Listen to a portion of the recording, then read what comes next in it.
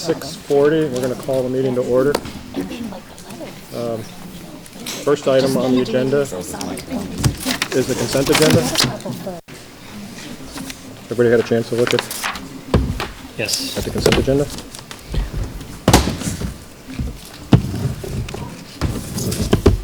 Yes. Does anybody want to make a motion? I'll make a motion to approve the consent agenda. Do I have a second? Second. Okay. Does anybody want to add anything to any of the items? All right. So I guess we'll vote. So all four? Aye. Aye. And all against? All right. The next item. Can I just interrupt? If you could speak up, Jacqueline needs to be able to hear. Do I have to repeat it? Do we have to start all over again? No. Okay. The next item is the visitors' comments. So I don't have the sheet.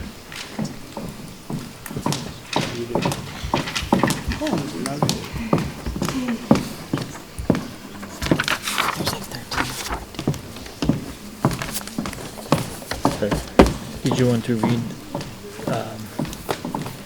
the section first, as far as the rules are? I've asked to put it up on the board. So before we get into the visitors' comments, I do want to talk about what we expect. The biggest one, I think you can go, so we have kind of the rules of the road here. I think it's number 8. I just want to make sure that everybody understands that this is done with respect to everybody. Those speaking, whether they agree with you or not, have the right to be heard. And when somebody's speaking, the rest of us should be listening. That's kind of what I wanted to say there. And also, I think, just because there's so many people on the list, I think we're going to cut it to, like, I think I'd like to keep this to 15 minutes. So that would give everybody about 2 minutes to speak. Aren't the rules 3? He can. Oh, you could do that? Yeah. Okay.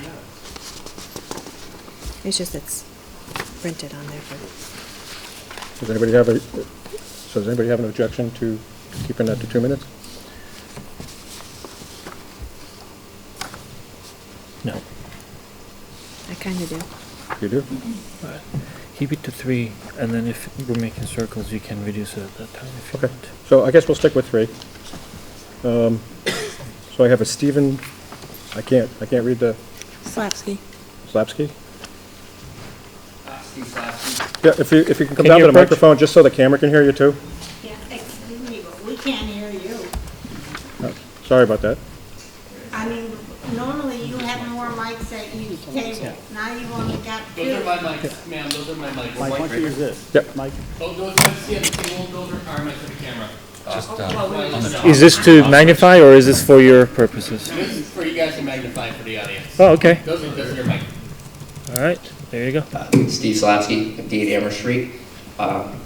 Pretty much all I want to talk about is we voted for on our taxes to go up for a school from kindergarten or preschool, 6th grade. That's what we voted on, 2-3 years ago. Our taxes are increased by 9%. That's what we voted on. We have to stay with that. That's all I want to say. Thank you. You can use the microphone. Thank you. And then there's a Richard Sargent. You're fine. I just wanted to bring some, my name is Richard Sargent. Just wanted to bring some good of the organization and good of the district to everybody's attention here today. We had great representation from East Meadow School under the direction of Tom Walls with the chorus at our pancake dinner. We also had the chorus represented very well at the tree lighting ceremony that was rescheduled on December 8th. And we have a concert this Wednesday evening for grades 5-6, band, chorus, and the 7 through 12 Granby Junior Senior High School Band. And the Granby Junior Senior High School Band will also be representing us well at a Springfield Thunderbirds game this Saturday. There are still tickets available if you're interested in going. Just talk to me about a group rate.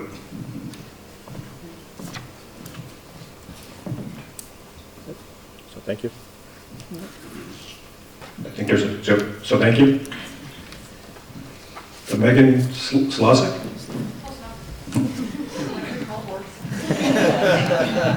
Hello, Megan Slozik. I have a 5th grade daughter and a 7th grade son, and I just would like to say in response to the ongoing, should we move the current 5th graders up to the high school next year?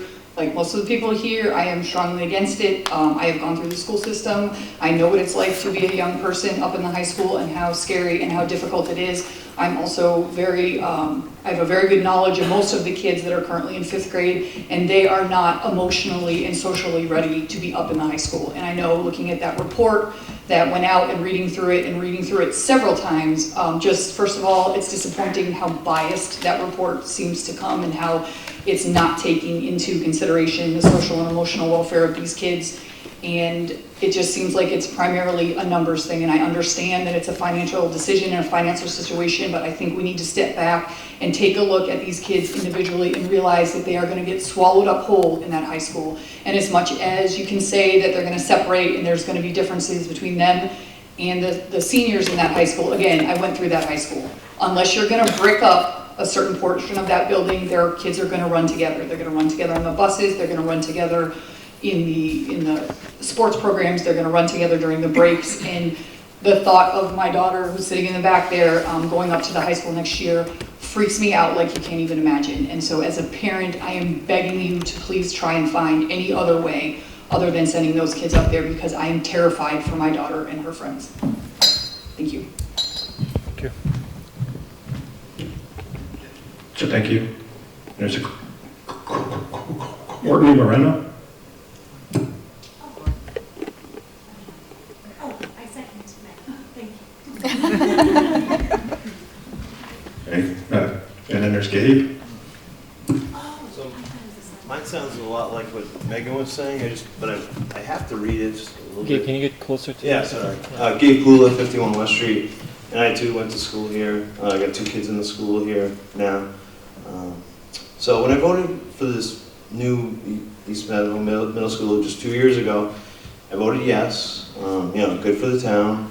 I was told by so many people, so many times, now with the abandoned West Street, we're getting 2 new schools, because we're going to save money because they'll have the little tunnel things connecting them. So wow, it was a great kind of, of course, I wanted to vote for that. We're getting 2 new schools, and I just don't feel like that anymore, and I'll get to that in a second, but I was told, when I came here for the first time, how spacious the new school was. I saw that on tours here, and I just still can't believe after just about a year and less than a year and a half, we're at max capacity. And if it was more like 5 or 10 years, I could probably swallow that. It would be an easier pill to swallow. I think that within that time span, I have to only believe in my heart that something drastically was miscalculated, something, went wrong, because that shouldn't be, especially when our tax dollars went for these feasibility studies and census. I'm sure they did like a census study report or something about people coming in the town and going. So that should just shouldn't happen in this time span. So I used to tell everybody that, when this school was built, that we had the best school system around, and I don't think I'll be able to, I won't be able to say that anymore if we create this kind of a 6th to 12th academy, 6th to 8th academy, and 6 combined under the same roof with 12th graders. And I think that's, there's a reason why only 16 school systems in all of Mass do this, because it's probably not for the best. And I've read in some of our meetings, school committee meetings, or our focus group, just about the studies that have been done. I want to reiterate that standardized testing, kids that are in sixth graders are in elementary schools as opposed to middle schools, they score higher on the standardized test. They have less behavioral problems than their counterparts that were in the middle school. And that's taken from, again, the Public School Review website. You can see it. It was a Duke University study. I have to say, hopefully I don't go over time. 2 years ago, we were all very happy at West Street, and Sorry, about 30 seconds. is that it? Okay, well, I'll skip that part. So I feel the new proposal of moving 6th grade into GHS with no cons per se, it's very biased to me. And the 32-page report paints a one-sided picture with little consideration for alternatives to using the space more effectively here in this brand new school. Because I see many cons moving the 6th grade into high school. And I was 11 years old in the 7th grade at the high school, and it was kind of terrifying, and I can't even imagine a 6th grader doing that now, especially in today's world. And with, you take in the busing, the school sporting events, and just in the hallway and the bathrooms, you hear a lot of talk about sex. You hear a lot about, you see bullying, and I saw smoking, and now there's vaping. So I just don't want my kids to grow up faster than they have to in this world that makes them grow up quickly already. So sorry for going over the time, and thank you. Thank you. Yeah, thank you. So, all right, Ms. Kim? Hello, Kim Goldsmith from Taylor Street in Granby, 239. I just wanted to go over a couple things that I haven't touched on in the past, which was before I started coming to these meetings, I knew nothing about most of you. So of course, what do? You go online and you start Googling and you start finding out things about people and doing research and learning about school committees and other schools and how things are run. So one of the things I want to point out is I did speak to Andrew, who's from the Southbridge School Committee, and that's where Ms. Cheryl Stan and Bill Littell was from before. And they do have a program there that's 6th grade through 12th grade, which is probably why I'm thinking they're comfortable with it, right? They've been in those shoes before, they know how it works. However, when I talked to Andrew, I spoke to him for a very long time, very nice man, he was so clear about the program working there because the middle school is separate from the high school. And we can't do that over here at Granby Junior Senior High School. We did 2 tours. We were told that there was no way to separate the kids entirely. The building's not structured for it, just as someone pointed out, unless you're gonna block off half of the building and keep the younger kids on one side and the older kids on the other. There's just no way to separate everybody. The other thing I wanted to speak about was, I don't know, we had passed out some flyers trying to get people from town to come and realize the situation. I don't know if we made it to your houses or you guys had seen them hanging anywhere. But, I see in, the proposals and the reports about, needing 3 5th grade classrooms. We have 3 5th grade classrooms already. We don't need another one. It's just one is being used for one child at the time. Like at this time, there's one child using that classroom. So just like the building isn't a capacity issue, I also feel like there's other things in these reports that just really aren't true. We do have 3 5th grade classrooms. We do have room. There is not a capacity issue. We're not at capacity yet. We don't have all of the kids that the architect built this building for in here. And my other worry is, like I had talked about briefly at another meeting, there were at first 2 classrooms needed, and then as we've gone through all of these meetings, now suddenly there's 3. So I'm just worrying if the program the current administration is using and building upon, at some point, are we going to run out of room again? Are we going to, need another room? 30 seconds. At some point, so that's also a concern because it seems like even if we move the 6th grade over and we use these other rooms for whatever the administration wants to use them for, now we're going to be at capacity again at some point. So I just, I really hope, I don't feel like it's a good decision to move 6th grade over there. I feel like there can be other options and they're just for some reason not being looked into. Thank you. Thank you. Thank you.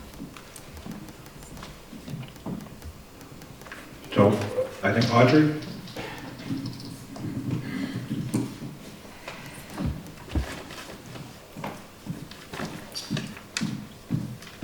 Audrey Shudak, Green Meadow Lane. As I've talked to you guys coming to these last few meetings, I also will have an 11-year-old that'll be 11 her entire 6th grade. So this is a big concern for me. I want to keep this more light and positive.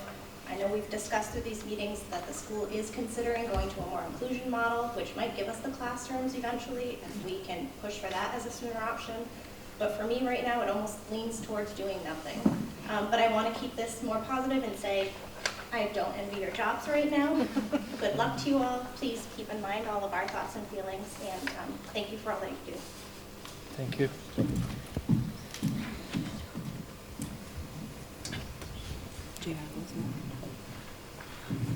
J.R. Goldsmith.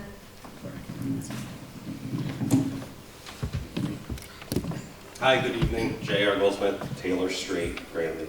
I had more questions than more of comments. I mean, everybody's up here and, they're talking about, not moving sixth grade. I get it. From this 39-page report, though, looking, what, Ms. Stanton did here, I'm confused about a bunch of things. Mainly that there's 3 classrooms per grade, K through 6, as well as 2 classrooms for pre-K. In the unlikely event that those spaces are required, there will be a new design submission. Like in here back in 2015, when you had your architects build this building, they've already stated that there's 17 classrooms when they only wanted to build 16. That, however, if the district in fact needs 3 classes per grade in the future, the district has additional flexibility due to the proximity of the junior and senior high school. There is a group of 3 more classrooms located on the first floor towards the east end, nearest East Meadow, that can be semi-segregated. Semi was in big letters from your architect here. So that's telling me that it can't fully be segregated if you do move 6th grade. That would involve some programs that there is sufficient room and technical feasibility. They also have in here, as stated in this schematic design submission, continued growth in the district and additional spaces needed beyond what is outlined here. The district has the opportunity to expand to the east of the new addition to construct additional classroom and support spaces. Right here. So has anybody looked into the cost of doing that? No? Yes? I don't know? No? Okay. Well, I'm just saying because I see the cost that you have here to bring 6th grade over there, which is kind of laughable. I mean, I'm a real estate developer. I mean, design costs $30,000. I mean, that's just outrageous to put in 2 or 3 classrooms that are there. I mean, that's insanity. A $270,000 playground. You have the playground equipment over here. I mean, that shouldn't cost more than $120,000. I'll give you $150,000. But I mean, I don't know who's coming up with these numbers. I mean, I know prevailing wage comes in because it's state. You know what I mean? But you have all the equipment. It's not like you're buying, $100,000 worth of equipment. You have it here at the school already. So I just find these numbers very... Sorry, I have 30 seconds. Okay. Very inflated. The $200 per square foot cost, I'm fine with. But I just feel that, you have the classrooms. And when we started this 4 months ago, in sitting in here, we needed 2 classrooms. Now we're up to 3. Why? In 4 months, are we going to need 4? 6 months, are we going to need 5? I mean, now it's in there, also in here is, you want to expand pre-K from 30 children to 60 children. And you guys got a plan for that. I think there should just be a better plan than to move 6th graders into a high school where 100%, there's no way, 100% you're going to segregate those children. Time's up. Thank you. Yeah, thank you. Thank you. All right, Nancy? There's a delay. You can keep it on. I don't know if it's going to echo, but... Hi, my name is Nancy Jenks, 6 Circle Drive. Tonight I'm speaking in the role of a parent of 2 students who have gone through the Granby schools and who are currently attending Granby Junior Senior High School. Having watched their journeys thus far, I can say that they've received the utmost age-appropriate support and encouragement from the staff at both East Meadow and Granby Junior Senior High. In their time, they have watched students and peers come and go, but have had the strength of the relationships they have built with school staff, peers, and the community has only enhanced their educational learning experiences and continues to support them in their path to learning. For one of my sons, anxiety is something he deals with, and transitions are difficult for him. When he entered 7th grade, we were concerned of how this transition would impact him. With caring, compassion, and understanding, What was initially a daily and morning visit to the health clinic vomiting quickly turned into a smiling, happy kid learning in Mr. Cray's A-block math class. This may have not occurred as quickly or as supportively as it has here in Granby. As many of you know, our district has experienced significant changes in the last several years, many of which could have not been predicted. Yet we are moving in a positive direction, having increased in student enrollment and seeing a shift in the growth and strength of the district's future. With this comes innovative solutions to support these changes and move forward in supporting every child and every classroom every day, whether it's currently here at East Meadow or perhaps in the future at Granby Junior Senior High School. Thank you. Thank you. Thank you. Seamus? Seamus Connolly, 21 Ferry Hill Road, Granby. I would first most like to say that I, as many other people, do not support the 6th graders going to GHS. My point is that when I was in 7th grade, like I said before, I had about 3 weeks of anxiety because I was a little 12-year-old boy, and I remember I went through it, I graduated, and I'm a better person for it. Thank you. But I do not support this one bit. I cannot imagine myself at 6th grade being, okay, okay, well, Seamus, you're gonna go to GHS next year. You know what I mean? The town's decided. I would be having a fit. And you know what I mean? For some of you who knew me at 11 years old. However, I do not, you know what I mean? I do not support this. Is there any other measures we can take? Like such as, cut in the preschool. We're not required by state or federal law for Granby to have a preschool. There could be private daycares, you could go to Children's First or Horizons like I did. I hope you consider that as an alternative option. And I think we would solve our maximum capacity problem. However, that decision is up to us, or the committee, or the town. We could, say goodbye to pre-K, 1995 to 2020. And I don't really like doing that, but what other choice do we have? So thank you.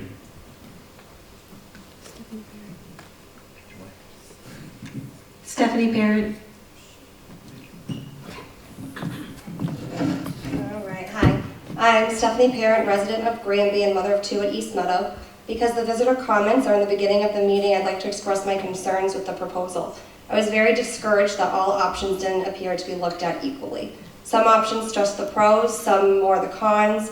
Monetary figures were only on certain options and not on others. There was reference to making the common area space into a classroom, but it was vaguely explored. While touring the high school, there was very vague mentions of the logistics of moving 6th grade to the high school. If I were told something to the effect of, this is where we were going to put grades 6 through 8, they'll use these stairwells, this bathroom, and shown how we could create a true middle school model, I think it would have been an easier pill to swallow. Unfortunately, few possibilities were discussed as it was too early in the planning process, but that left many questions unanswered for many concerned parents. 7th and 9th graders do have classes together. Lunch is grades 7 through 9. I'm concerned as a parent about start time, buses, recess, GAA, sporting, and the high school schedule on a 6th grader. I think less panic would have been raised if more of a plan was presented during the walkthroughs, and even before that at the focus groups, if we could have had something more together to ease our concerns with those major issues at the high school. There are accommodations, of course, at the brand new East Meadow, where there are exclusive bathrooms for grades pre-K and K, common bathrooms for grades 1 and 2, 3 and 4, 5 and 6. The way the school was designed is developmentally appropriate to have a large span of pre-K to 6. I don't see how we could have a model like that at Granby Junior Senior High School. To accommodate grades 6 through 12 would take a lot of financial and structural means to create a truer middle school. That's pretty much it. Thank you guys for everything, and good luck. Thank you. And Greg? Greg Leonard?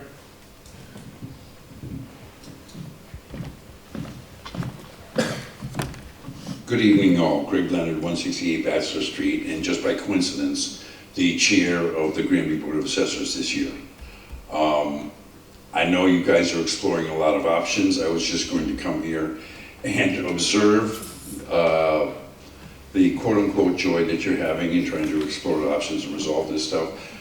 Except I'm also compelled to tell you that 2 years ago, we voted as a town to expend and increase our taxes to improve East Meadow School.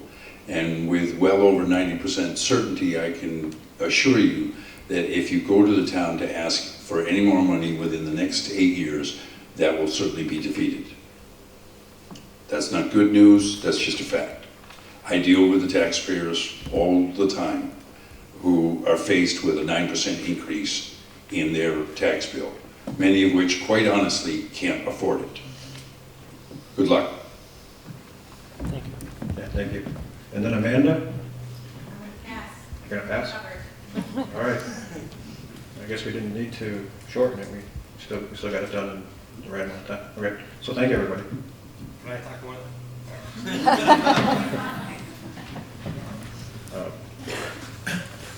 With that, well, there's a couple other things I kind of wanted to shift the agenda around just a little bit.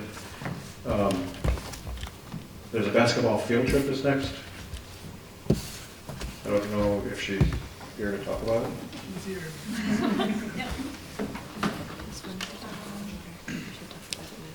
Can you just give me about a minute to pull that document up? I just thought we had more time here. I just want to tell you Yeah, do you have it?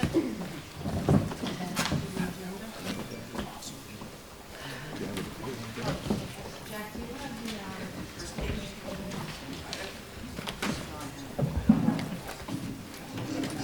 Same thing. So our varsity boys, right? I have to take this. So our. Flip it up. Turn it on. Thank you. So our, hello. There we go. Sorry. Our varsity boys basketball program has an opportunity to travel to Monument Mountain Monument Mountain High School for a basketball tournament. It's a skills tournament. It is in February. I'm bringing this forth to the committee because it is an overnight tournament. They provide food. We'll keep the transportation. We'll stay up there with them. So it's an overnight tournament, which needs to go to the school committee for approval. They have in the past participated in these tournaments, but it has not been overnight. They will be staying at Eisner Camp in Great Barrington, Mass. They were hoping to do some fundraising to offset the cost of the tournament fees that would come along with it. It was about $600 per school. So we're just here to seek your approval for it. Does anybody have anything you want to ask? I'll make a motion to approve the request for the field trip. I'll second that. All right, so all four? Aye. Aye. All against? Thank you. And then the piece I'd like to move is D, the town use of facilities.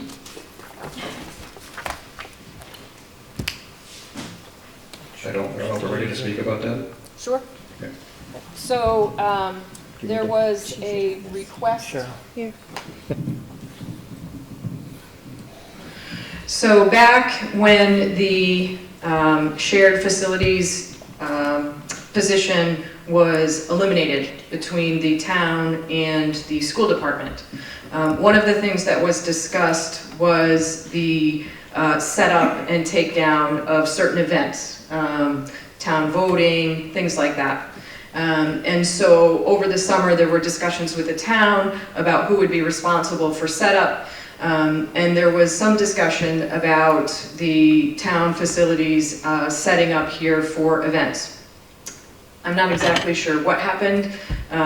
There seemed to have been some miscommunication during this last round where the town had requested to have access and maybe assumed that our custodians were still going to set up. And we requested that the town facilities set up, and there was a little bit of discourse and perhaps miscommunication back and forth. One of the things that I would like to clarify is that we've had discussions with the town regarding charging fees for setup for our custodial time. Much like when we use Dufresne Park, we're charged as the school department to use Dufresne Park. So for our cross-country events, we are charged the regular fee to use Dufresne. So we had been in discussion with the town for that, and I'm not really sure where we stand at this point, but we should have further discussion with the town just to clarify. Yeah, and just so the rest of the board knows, this was put on. So just so the rest of the board knows, I asked that this get put on because I was watching the select board meetings, and this turned out to be a big topic for them. I just wanted to make sure that we understood what was going on, so if we were asked, and then at this point to make sure that we talk to them and close this out. I just want to just clarify, Cheryl, the use fee is not for Dufresne, it's to unlock and lock the bathrooms while our cross-country team is there. So it's not a usage fee for the park, it's for them locking and unlocking the bathroom while we're there. Yeah, okay. And I also wanted to, while we're kind of talking about the town stuff, I want to take a moment. I did send an email out to Jay Joyce and the FinCom and asked if we could put together a joint meeting to bring, I forget her name, but somebody from MASC to come in and talk about the Student Opportunity Act and what that means for the town of Granby. I have not yet heard back officially, but I did hear from Jay when we were doing the tree lighting that next month is a little bit tough. My thought is, though, is we don't really wait too long, that if they can't commit to a date, that we still try to put something together for the town to bring her out to have a town event in one of the gymnasiums and have her speak and answer things for the townspeople. I just think it's going to be really useful information to get out there. What is she going to talk about? The Student Opportunity Act. Okay. And what that means for our town in the future. And Student Opportunity Act is? It's the new law that they just yes. signed. Not for us, but for okay. I got a letter from here. I think that's also something that's in the for a little bit later. Right. So then I think we're going to go right into the East Meadow proposal. How do I want to work the microphone situation? I have a quick question. I don't know if you need a microphone from me, but I'll just hold it really far. What is the cost of, on average, of having custodians there? And how many times are we thinking we're going to have that situation? So let me just verify that I understand the question. How many times does the town request, yes, let's say in a year, to use the school facilities? Yes. Depends on the voting year, whether it's a federal election or a state election, but the average is probably 3 or 4 times a year. Okay. And what would be the cost for each occurrence of that? Just the setup time typically and the breakdown time. So probably an hour to set up for our custodians and an hour to break down.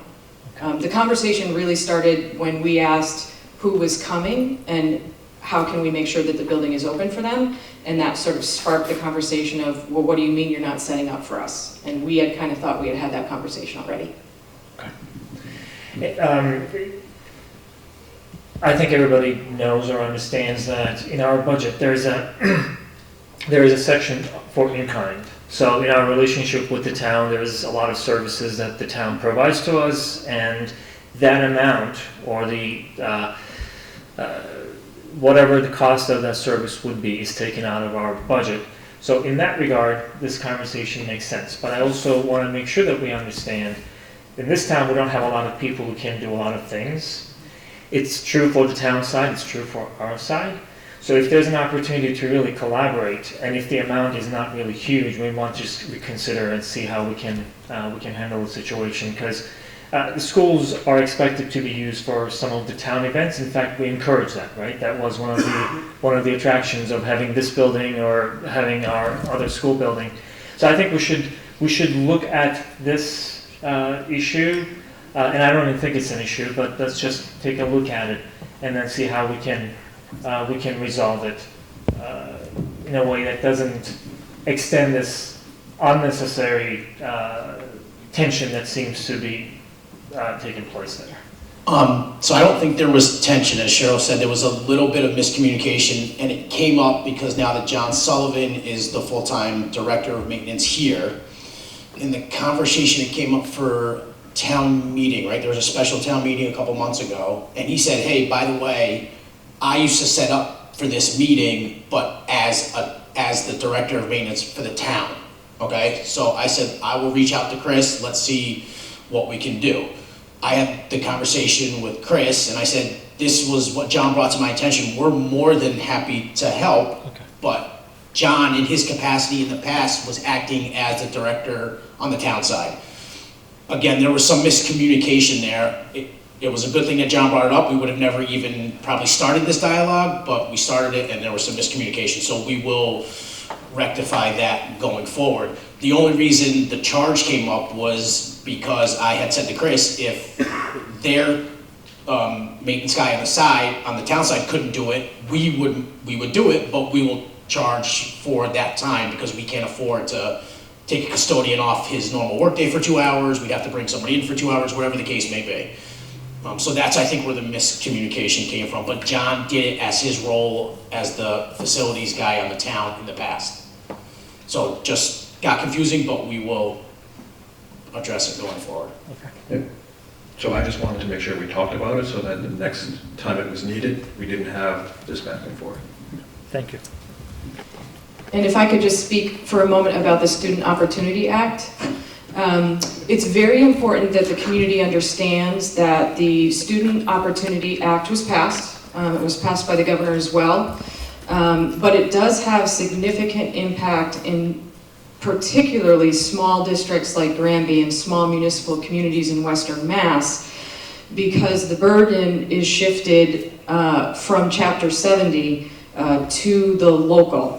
And Tracy Novick from MASC will come out and explain that to the community. The Student Opportunity Act really sought to level the playing field in terms of funding, and it did it by increasing funding for economically disadvantaged students, special education students, and for districts that have large populations of English language learners.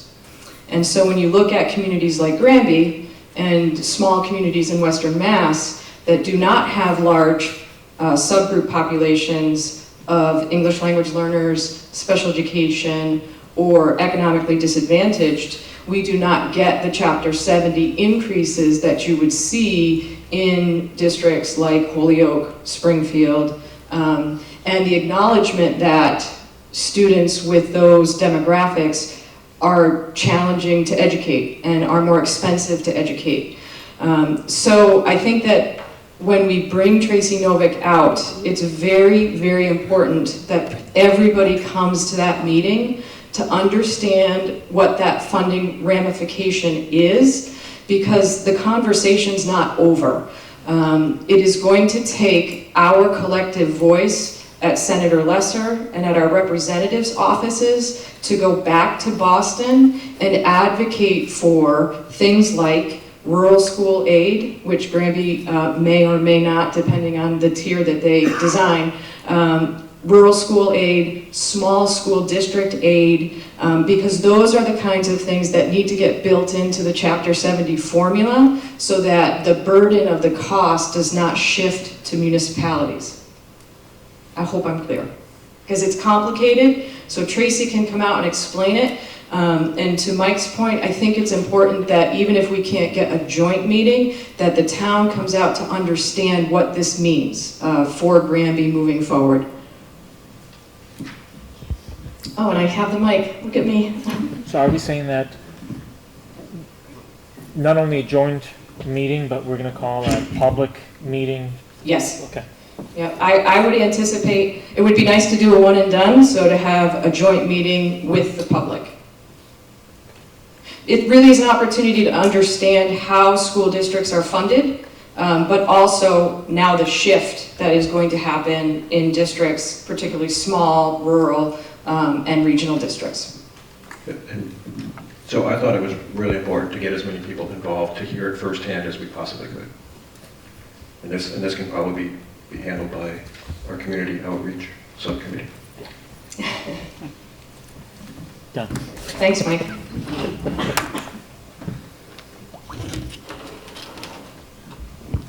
Okay. So first of all, I want to say thank you to everyone who's come tonight, but also who has come since the beginning of this conversation.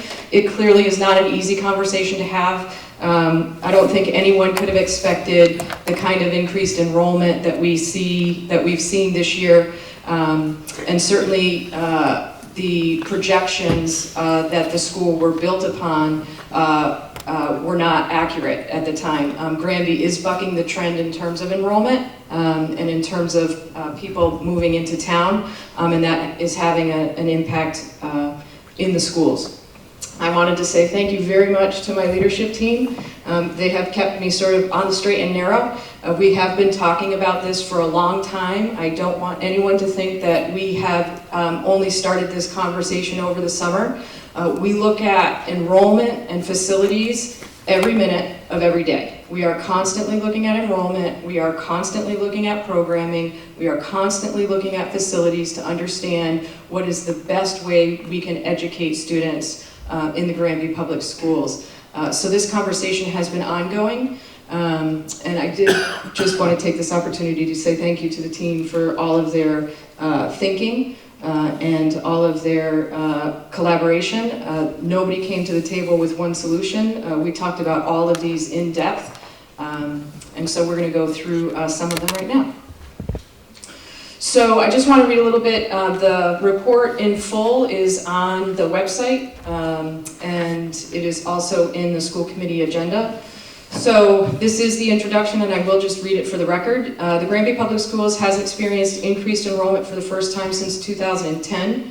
With the completion of East Meadow Elementary School building project, we have seen resident enrollment remain consistent rather than decline at the elementary level, as was projected during the school building design phase. This resident enrollment has resulted in the need for 3 classrooms at each grade level and has created a capacity issue that needs to be addressed in order to provide the instructional programming aligned to our community's values. This is hard. This is a good problem to have. We have more kids coming to Granby, and that is a good thing to have. It's a good problem to have, but it is something that we have to solve. So this recommendation addresses the immediate concern while providing a long-term flexibility for potential continued growth in both enrollment and educational programming. I do think it's important to understand that the capacity issue is the result of enrollment and changes in programming. And changes in programming is something that the leadership team looks at as students enroll and as we look at meeting the needs, the unique needs of students that enroll with us in the Granby Public Schools. I would like to remind everyone that we are working under a strategic plan, and I wanted to say thank you to the stakeholders who developed the Granby Public Schools strategic plan. The stakeholder group included parents, teachers, school committee members, the district leadership team, town department heads, and student representatives. This group established a roadmap for the district to make strategic decisions for the future. And as the leadership team sought to address the East Meadow facilities and capacity issue, we kept 2 main goals of the strategic plan in the forefront of our discussions. One is to create an innovative and continuous learning experiences for students, and then 2, focus on social, emotional, and physical well-being of students. With this in mind, we sought options that created opportunities for our school community. So our team spoke about really 4 options And we presented those options in feedback groups and got feedback. I'm not going to go through the whole history because most of you have participated in those. I think you know what those were about, but we did get a lot of great feedback, and I want to be clear, thank you for that. It has shaped our discussion and our thinking about moving forward. The four main options that we discussed were move art and music out of classrooms and reconfigure those classrooms for academic spaces. Keep all pre-K grade 6 at East Meadow. And I don't want to call this option, but this is sort of the do nothing, right? So there was some discussion that there was no talk about just keeping it as it is. That's the option right there. Keep all pre-K grade 6 at East Meadow. Move preschool to the Granby Junior Senior High School, and also move grade 6 to Granby Junior Senior High School. So I'm basically going to give an overview of each of these. This was in the report. This is not an exhaustive list of all of the pros and cons for each. So I hear what people have said, that it seems vague and general. I also kind of didn't want a 120-page report. So these are some highlights, but certainly not an exhaustive list of what the team talked about with each of these options. And I just wanted to ask the school committee, did we want to stop at each one, or did we want to go through them all and then just ask questions of myself and the team at the end? I thought we really ruled this one out Yeah. We just said that's not the thing to do. Right. Moving the art room would affect every kid in this building, and that's not fair. Right. So I thought we took this option off the table. I thought we had as well. Right. Wanted everyone to know that we discussed it and that we went through. We did. So in the feedback groups and in discussion with the school committee, the values of the community around music and art, the value of students getting out of an academic setting and into a classroom that was specifically designed for them to experience a different instructional strategy and a different instructional space was very important to the community. So we did not spend a lot of energy on thinking this one out. And I'm happy to move on. Keeping all pre-K grade 6 at East Meadow. I think originally we had said pretty much no to this, but as we had some discussions with school committee, there was some thought around, are there different ways to schedule students with inclusion or with pull-out spaces? What we came to as the leadership team is that there really is no way to create the numbers of classrooms that we need. And so really the result of this option is that grade 4 moving into grade 5, those class sizes would go to 27 and 28. And that is very problematic for staff. And it's problematic for the kind of instruction that we're looking to do for students and the kinds of relationships that we're looking to build with individual students. Grade 4. So briefly, moving preschool to Granby Junior Senior High School, that was an option. Originally we had talked about modulars. That was quickly, during feedback groups and in discussion with the architects, not something that the community or the architect suggested we move forward with. But we did investigate moving Granby Junior Senior High School, moving preschool to Granby Junior Senior High School. You know, from 30,000 feet, we are required to have a preschool program. The United States Department of Education requires us to have a program and not just provide services. And that is because our most vulnerable children who are identified with special needs are often students and children that cannot get into private daycare, cannot get into nursery schools that normal able-bodied children can attend. And so they are excluded. So the United States Department of Education puts out recommendations that it is not sufficient to provide services to children. We have to have we have to have preschool programming. And that is so that children are receiving their free and appropriate public education at the preschool level, because they have been identified with special needs. So just a little clarity on that. We went in and as JR mentioned, we did have the architect come out, look at a couple of spaces. The cost for that is in the report. And to the leadership team, seemed that not only for the cost, but the fact that we would be removing students from an environment where they receive specialized services and specially designed spaces, that would be problematic. So we did not move forward with moving preschool, but we did move forward with the recommendation to move grade 6 to Granby Junior Senior High School. The leadership team and myself feel that it really is the option that provides opportunity for us to grow programming for grade 6. It allows us to implement in the strategic plan innovation. So we would like to focus grade 6 on innovation, creativity, and collaborative problem solving as programming for those students. I know I'm going a million miles an hour, but it's all in the report, and this presentation is also in the school committee folder for anybody who wants to look at it. I'd be happy to take questions or go in more detail with each of them. I don't know how the school committee wants to proceed. So I just have a couple things, I guess, maybe to break the ice and start off. So when I was looking at moving the pre-K to the high school, I knew there was going to be a cost to it, but I was kind of surprised as to how much that would be. I guess the numbers for what would need to be done inside the building kind of made sense. I think you got that from an architect who gave you a range depending on which way we went. But again, the playground, I think, caught me by surprise as to how expensive that would be. And then I guess I read further in there that there was that was required by law. It's not something we could just kind of fudge or say, hey, we're going to move you across the parking lot over to this playground when it's time for playground. I think it needed to be for them, right? Mm-hmm. Yes. But where did that cost come from, I guess?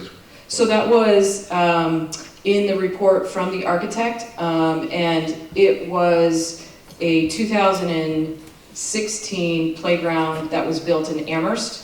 And so it was given in the architect's report to us as an example of what a elementary preschool playground had cost recently. But either, I'm sorry. So just to go back though, even without the playground, we'd still be looking at $400,000 or so, if memory serves me right off the top of my head, of a cost just to make those rooms usable for pre-K. I'm trying to get the report up because I didn't put it in the presentation, but if memory serves me correct, it's yes. Okay. I have a question. 442,000. Thank you, Adam. How much did the current playground cost for preschool? That's a question that I would have to go back into the school, the building plans for. Okay, I'd like to have that answer. And then also I'd like to know if we have any cost, how much it would cost to move the existing playground to the area that would be located for the playground at the high school. Sure.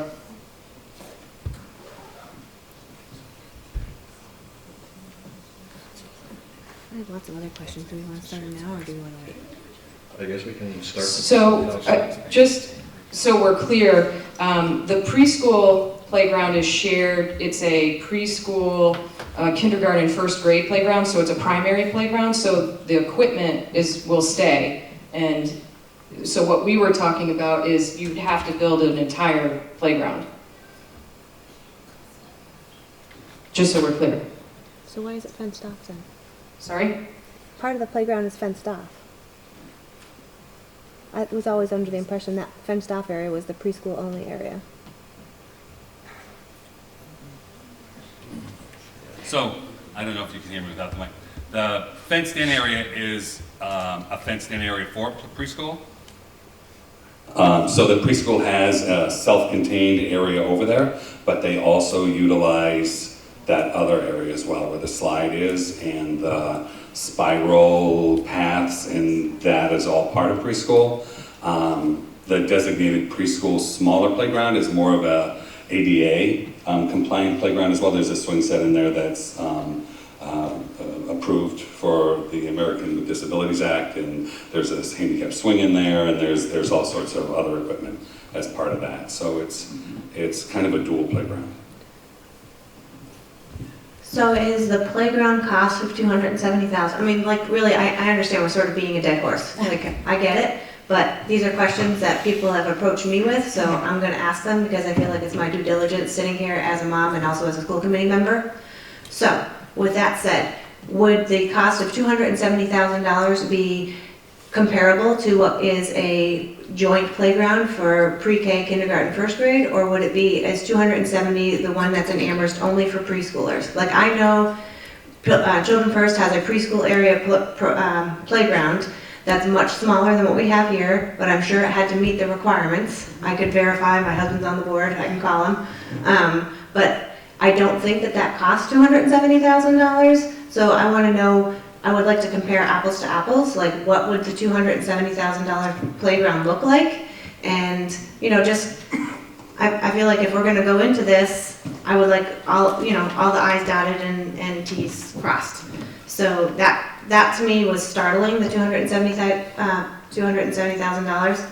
And when I talked to Cheryl, I was not appropriate the other day, so I apologize publicly to Cheryl for that. But it really kind of got my goat, and so there's that. I have lots of other questions, and I don't know if you want me to ask them now, or if you want, I don't really know how this is supposed to work. So can we? Hold on. Being on the, I think I can do it out this week here. Being on the school building committee, once we put, and I'll speak for Emery and myself, I guess, that when we put this together, the idea that we're getting all schools on one campus, one of the big advantages is that we would talk about shared services. So people don't have to travel between here and East West Street and so on. It's more common, better use of time. So why can't, if it worked out that, or the option was for preschool to go to the high school, why can't they come and share this playground? Why can't they walk over here? Again, I'll just do pay. I don't know how often they're on that playground. They're only in school a few hours a day, but why can't they walk over and use the playground? It's stupid to spend more money for something else. That's why I want one campus. So there are requirements for playgrounds to be attached. I think we also need to recognize that in our child find, we have preschool students that have mobility issues and concerns. Children in wheelchairs, things like that. It's not as easy as packing up the preschool class and walking them across the playground. So there are requirements to where the playground can be, and I'm happy to look at a more comparable cost. So I would also think there could be waivers to deal with that. I would think, reasonable, there could be waivers to make that happen. But again, I'm not speaking for the preschool or the kids. And right, and I think what we have to consider is what's equitable, right? So if students have equitable access to the playground, and whether the waiver is what a typical student would have access to. I think also one of the things we considered was the time that it would take those little legs for those students to get all the way over here. You know, they are only here for half a day, and they do go outside a couple times during that for their recesses, and also the safety of walking across the parking lot and with those kids. You know, right now there's a teacher and a para that takes those kids, and they just go straight down a hall, they go out a door and they're on the playground, and then they come back in and they're right back in their classroom. You're talking quite a distance here, you know, you gotta remember the size of the students we're talking about and that too. So, you know, just that was one of the things that we looked at and we talked about and went with. So regardless though, whether it's 200-something thousand or 100,000 or 50,000, you're just moving the thing, it's going to be an added cost on top of the 430. 43,000. Okay. So it's going to be an added cost on top of that for the pre-K to move. And then I think I read in there, and I had a discussion with you, it's not so much the cost of the students, or the move, it's what the students, what may be taken away from those kids if that move is made. There's some access, I think you had it up there a minute ago, to some OT. Yep. Yeah. Mm-hmm. So access to OT, PT, speech. Speech is a little different, but certainly occupational therapy, physical therapy, all of the specialized resources that are here, trikes that kids ride in the hallway, things like that. Those are shared at the primary level. So that is something that we considered as a con. That actually makes me think of something. When I was on one of the focus group tours here at East Meadow, we were talking about movement breaks and the trikes and things like that. And I don't know for sure, so that's why I'm asking, do any of the older kids use those? Do they have movement breaks? And would any potential sixth grader be using that? And how would that be accommodated as part of the academy next door? So, yeah, I think students in all grades have access to that as one of their preferred breaks. If that was something that was part of the programming for next door, I'm sure that that would be considered and provided over there. But they are shared throughout all grade levels here, and it's more of an individual, you know, the students have a menu of options that they choose from. So that could be part of the menu over there, or there could be other options maybe that are specific to that area. Coming to the gym and shooting basketball is one of those. You know, different breaks are all included in that. Playing different board games or computer games, and for each student it looks different, you know, and there's a different set of things that they get to choose from. I just want to keep it fair if we're considering about not, you know, I understand we don't want to move the pre-K because we're taking them away from their services. I don't want to move the sixth grade to take them away from things that they're accustomed to here. You know, we've got to keep it on a level playing field. We can't have it both ways. You know, you can't say, oh, we can't take stuff away from the preschoolers, but it's okay to take stuff away from potential sixth graders. Yeah, I think. So I think part of that would be pulled out when you took the next steps, if this was approved, where you actually start to build the curriculum, you get the focus groups together, and you start to understand all the little, you know, bits and pieces, right? Is that fair to say? Because I don't think within this you've actually gotten to that level of detail. I know this was a question in the past, but have we made a decision about the sixth graders keeping recess? And if so, do all the same rules apply to the sixth graders with keeping the playground attached? So one of the things that has been discussed is the recess break, certainly for students. I think Mr. Latoy can probably speak better to the freedom that sixth graders have because they certainly go beyond the fenced-in part of the playground. Yeah, so, and our sixth graders actually want to do more. They want to use the fields out back. They are looking for more football. They're looking for more soccer. They're looking for more of those kind of activities and those kind of games. There's a few that might be, you know, scoop toss or frisbee or something on the blacktop, maybe shooting some baskets. But really there's nothing in the back per se that couldn't be provided next door for those students as well. And I think, you know, that would be a conversation as to moving forward, what recess looked like, and you know, making sure that, I mean, we all understand the developmental level of sixth graders and what they need, and that would be part of the conversation. I didn't see it in the report about adding a recess area for the sixth grade. And if we have the sixth grade and we're trying to go to a 6, 7, 8 model, would that mean that 7th and 8th graders would then get a recess period to be able to go outside? And what will we do to protect that, you know, if it's right out back when we're having soccer games and lacrosse games and field hockey games, keeping other people out So I didn't see a cross for that. And then if we were to have the sixth graders coming back here, they would still be crossing a parking lot. I understand they're older kids, but, you know, what would we do to accommodate that? So what you're asking are the specifics of the logistics of several concerns that people have brought forward. What we would suggest is that if this were to be moved forward, that we actually do what we did earlier, which is have focus groups so that we know we're solving the problems that people bring forward.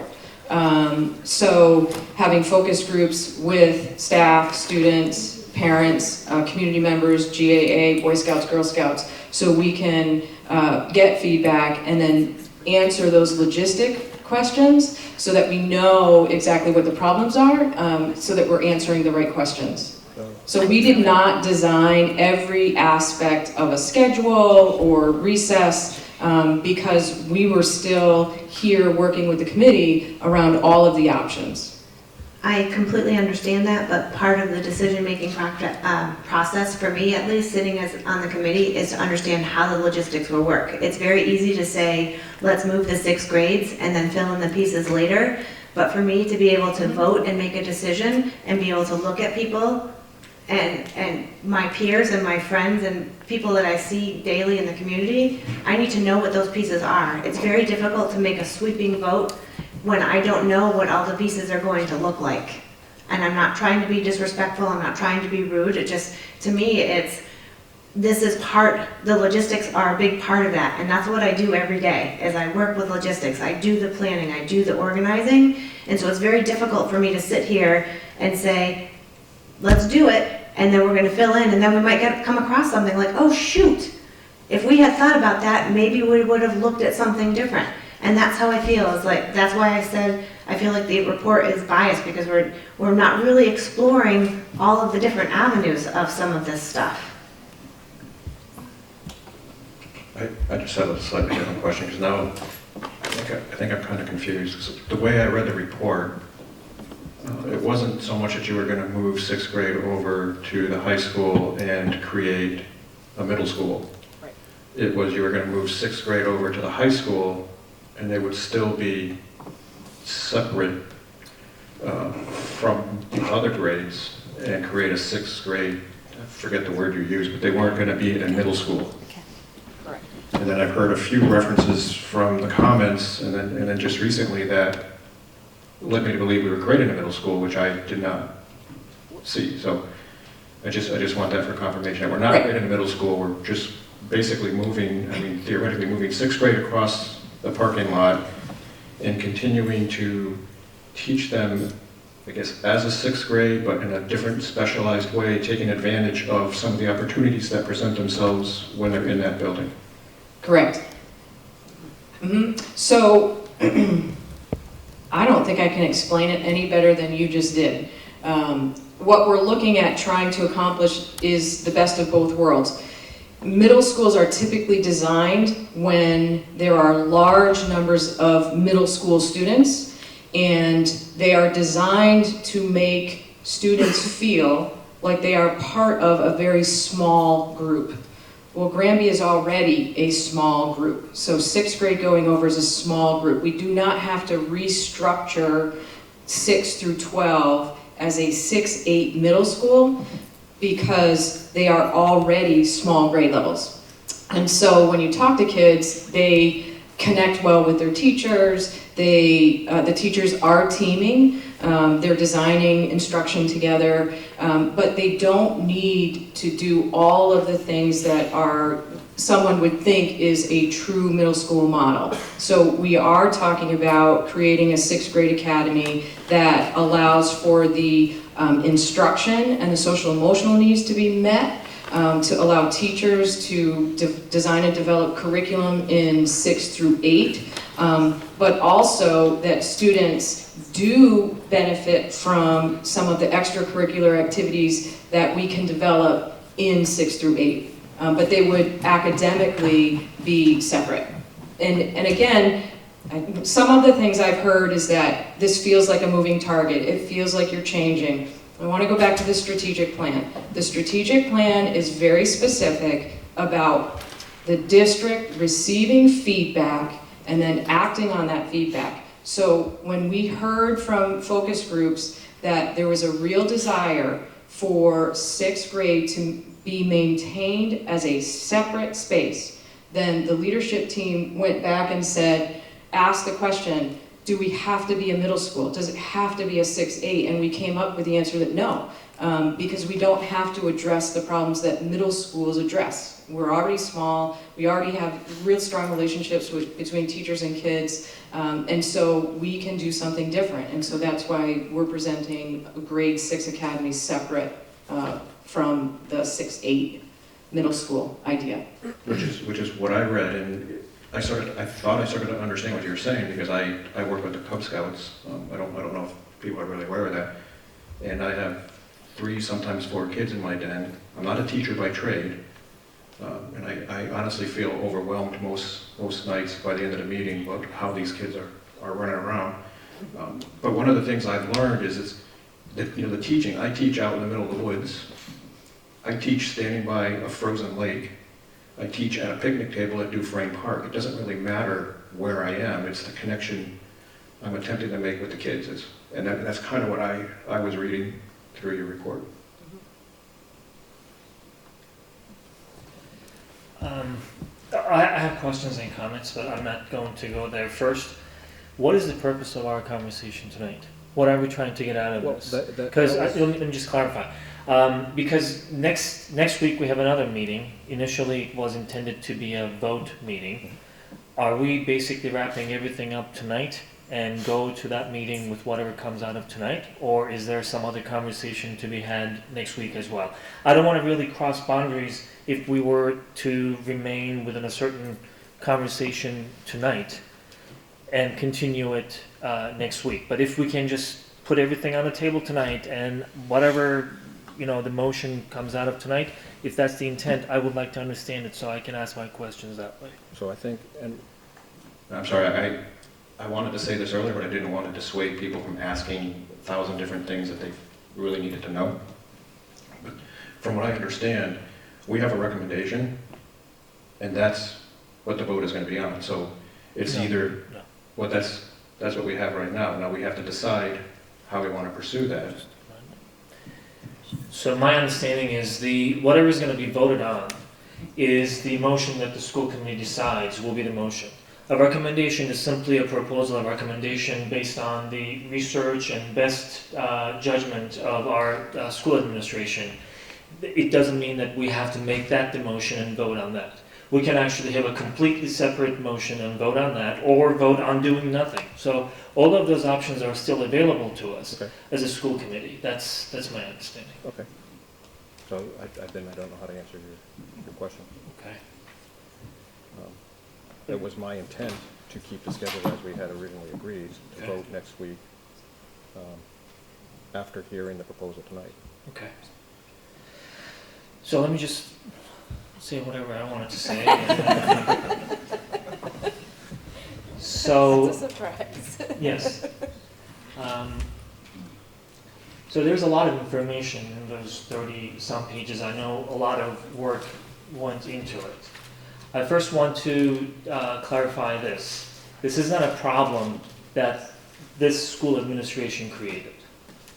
This is a problem that just arose because we attracted more students than we anticipated. In fact, even if you look at the one of the appendices in the report, you will see that we were continuously told that based on the demographic trends, we should not expect to see the situation that we're in anytime soon. So the school building committee made its decision based on those considerations and those pieces of information. But there we are, almost a year after the school opened, having this conversation and trying to solve a problem. Going back, we can go and where things got messed up, where things did not go according to plan, that's all good. But it's not going to solve our problem. So if we look forward, what you are doing, and we really appreciate all the time and all the goodwill that you spent, obviously, on that report to put it together, we have a few options in front of us. But again, as I said, the challenge is that we have 30+ pages that go through a lot of details explaining one of the options, and we have pros and cons of the other options. I think from the school committee's perspective, any one of those options from the get-go were as good as the other, because we want to be really in a position to understand what each one of those options mean, truly, be educated on each one of those options, and then be able to create a motion that will reflect our best understanding and the best option that we see. So for that reason, I'm saying that it doesn't have to be really what the recommendation is. We appreciate and I respect the recommendation that you have and all the reasoning behind that. I will just, there are many things that I can point to, but I will point out a couple of things. One is, I don't know if Greg is still here, but what Greg said is probably true, that we're going to have some issues if we go to the town with, high-priced ticket, something of the magnitude we're just saying here. So the costing of any option becomes very important. Again, with all the respect to the work that you all have done, I'm not sure that that number is really the number. It is based on certain assumptions. One of the assumptions is that roughly $200 per square feet is the high end of renovation for school districts. I think that's what the architect is saying. And we are going on the other side with a fact, which is MSBA, the Massachusetts School Building Authority, says that the minimum square footage for a pre-K classroom has to be 1,100 square feet. So we're saying if we go with that minimum, since we need 2 pre-K classes based on the current configuration, that means we need 2,200 square feet multiplied by 200, and then we come up with that figure. But there are some other numbers that are being circulated, and the cost may not be as high as that. It may still be prohibitive if we go to the town and say we need this much money, but it may not be as high as what we're reflecting. The other piece is related to the playground, which honestly I think is the piece that took most of us by surprise, because for a playground there's a $270,000 tag. And it may be the case, and that was based on, as I think the report says, that playground that was created in Amherst, the Crocker school playground. There are a few pieces of information that we did not have at the time, and I'm sure you did not either. One is that the total cost apparently was about $285,000. $15,000 was raised the year before, and then at the end of the day they had to spend $270 more. But the most important piece of the newspaper article that I looked at and I'm looking at right now, $260,000 of it came from a grant. So there was a lot of effort that went into mitigating the cost, and they were very successful in doing that. We may be able to do the same thing, but to be able to do the same thing, those of you who are going out day in, day out and searching for these grants, you know that it's not going to happen overnight. It's going to require a lot of searching and a lot of effort to be able to get there. The other side of the argument, I think, is, let me take a shot. Sometimes you wish. Who says it's not? Yeah. So the other thing that we are hearing is that a couple of years ago we voted for a school building saying that it is a pre-K through 6 school. And that is absolutely true. That was the intent, and again the intent was to be able to remain in that type of configuration. But the fact of the matter is, we are looking at the numbers that we need to have in each one of those classrooms based on the current enrollment, and we see that those numbers in some of these classes, especially 5th and 6th grade, will have to go high. And I don't know if we really clarified this, but the classroom size was a big issue for the school committee. For a long, long time, way before I came to this school committee, and that was 8 years ago. Every year when the superintendents asked for the school committee's priorities, that was on top of that list, along with some other items. So there is a challenge, which is the balancing act. How do we really keep the classroom sizes small enough? Because based on the research, based on what we're hearing, we, for what it's worth, came to the conclusion that we need to keep our classrooms small enough.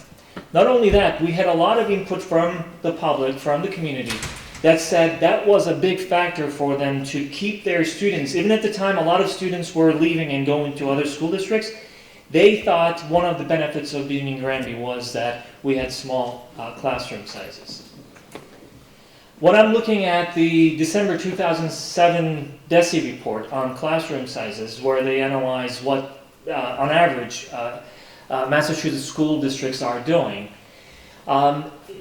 they put it into percentiles. So I went to the highest that they had, which is a 95th percentile, which means up to 95% of the school districts in Massachusetts do not have let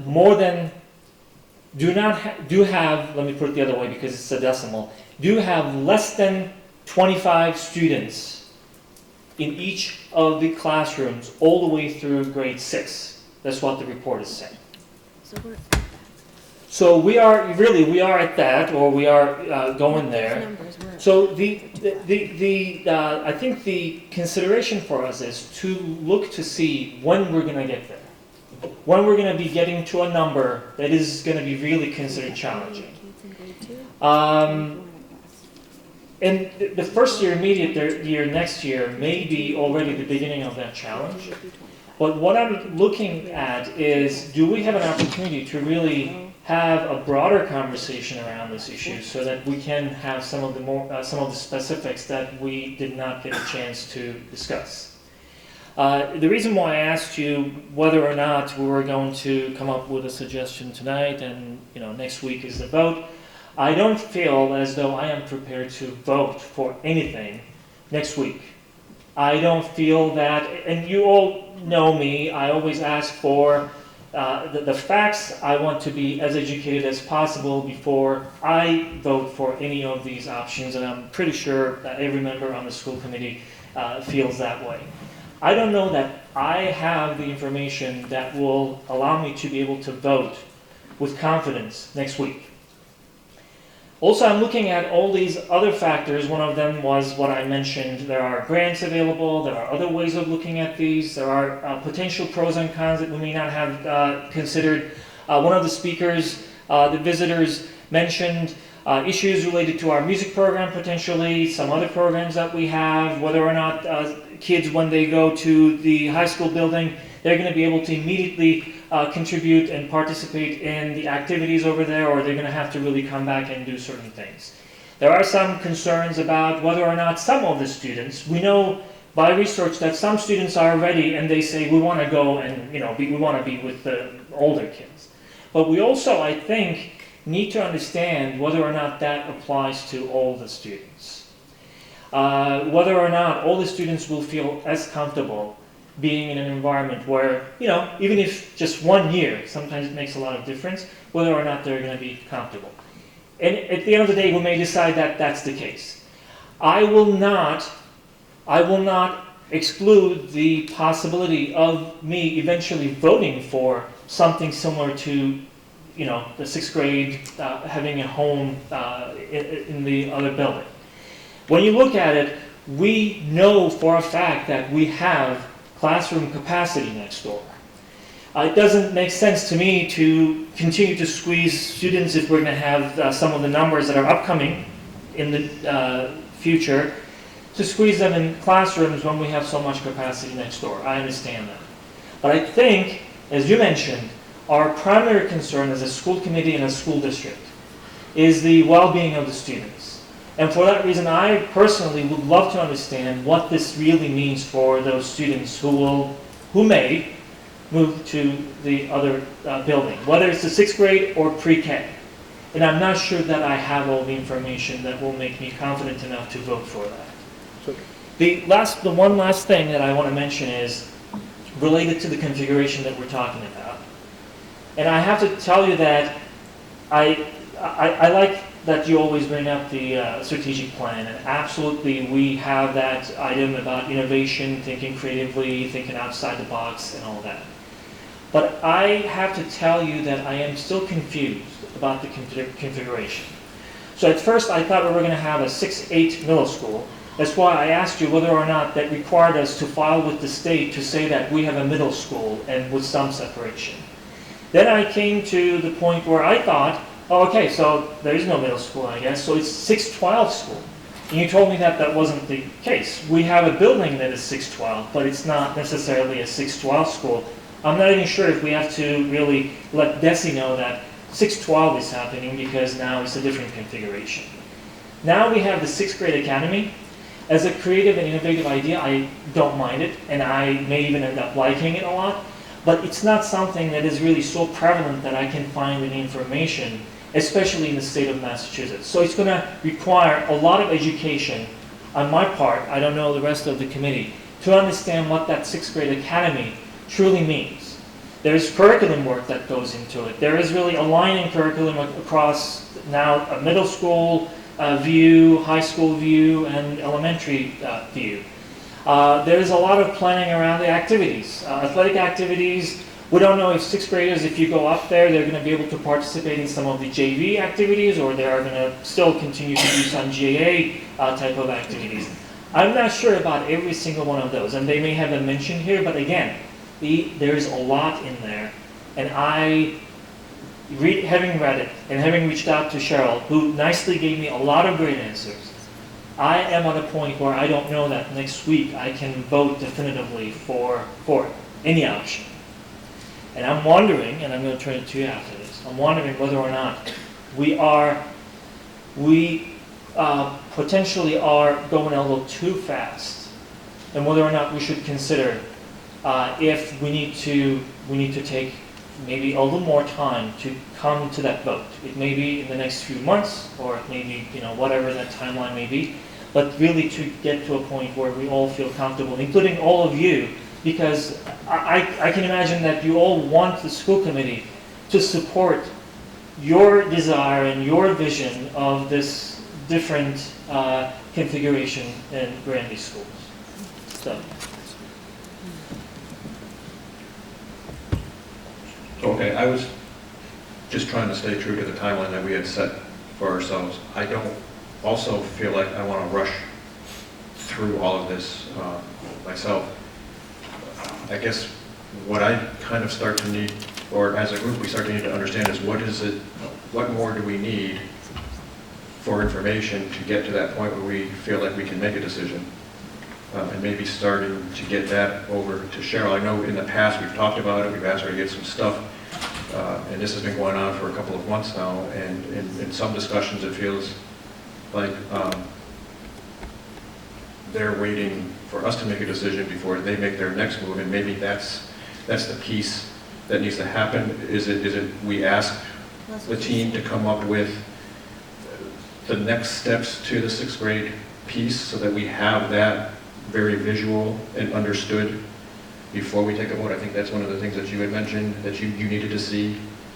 I really don't know what the next steps would be for us to feel comfortable to make this decision.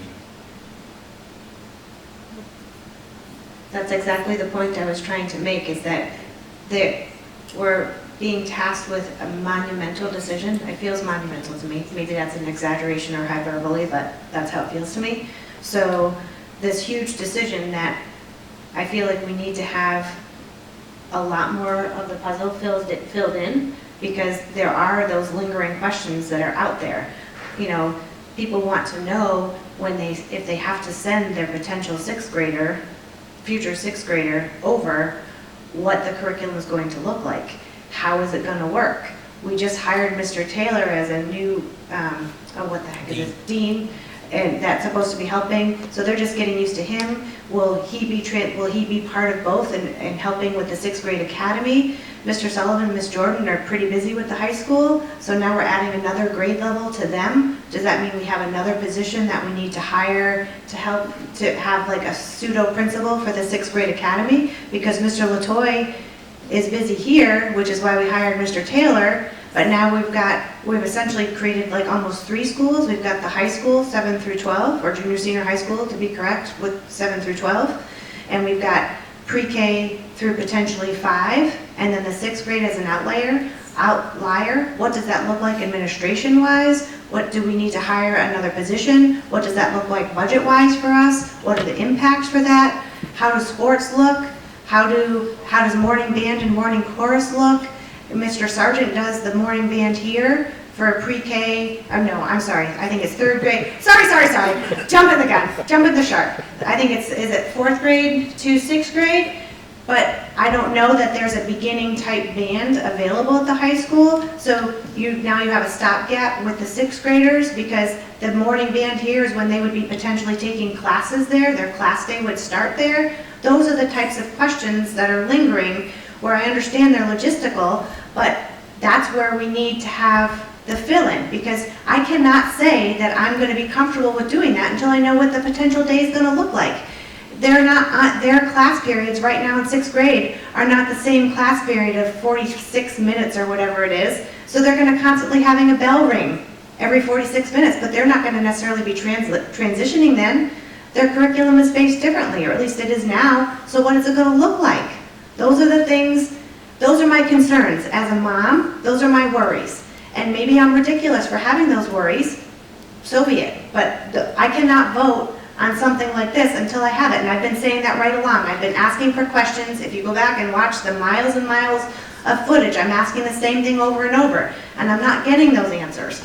So for me, yeah, we have a 39-page report. It's excellent. I get it. But I still have a lot of questions that aren't there, and I feel like some of my questions are being almost pushed off because it's, well, that's logistics. Well, the logistics matter in this particular instance. So that's enough of my soapbox for that particular thing. Hold on. I've got the mic. Watch out. But I do have some questions about class size. And so I was doing some simple math today, and I used a calculator and everything because I don't trust myself.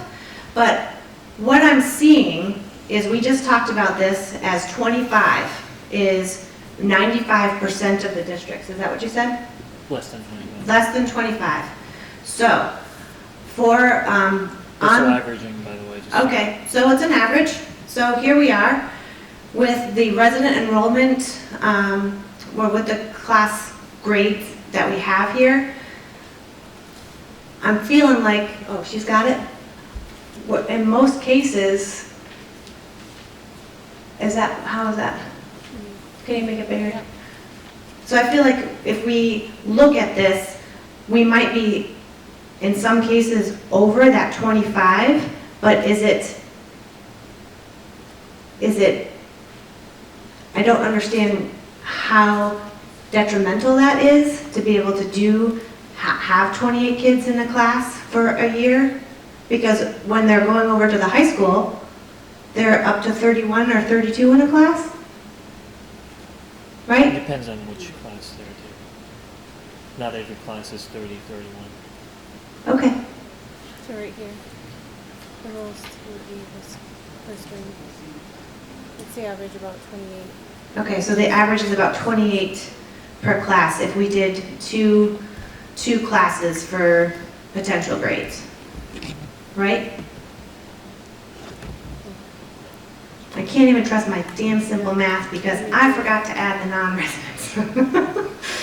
So my plan is foiled. But I have the total. What grade level were you looking for? I wanted to look at 2 and 3. Right now, the total enrollment for grade 2 is 53 students. Is that total with everyone? So that would be 26 in a class? Yeah.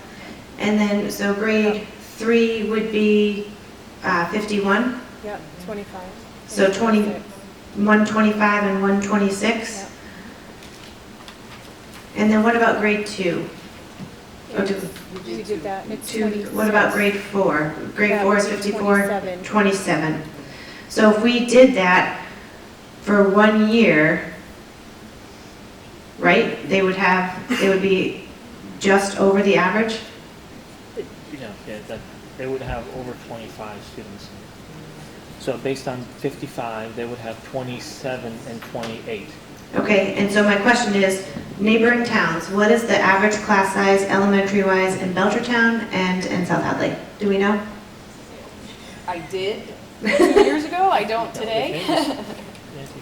So that really gets us as a school committee back into the conversation as to what we want to see in our classrooms.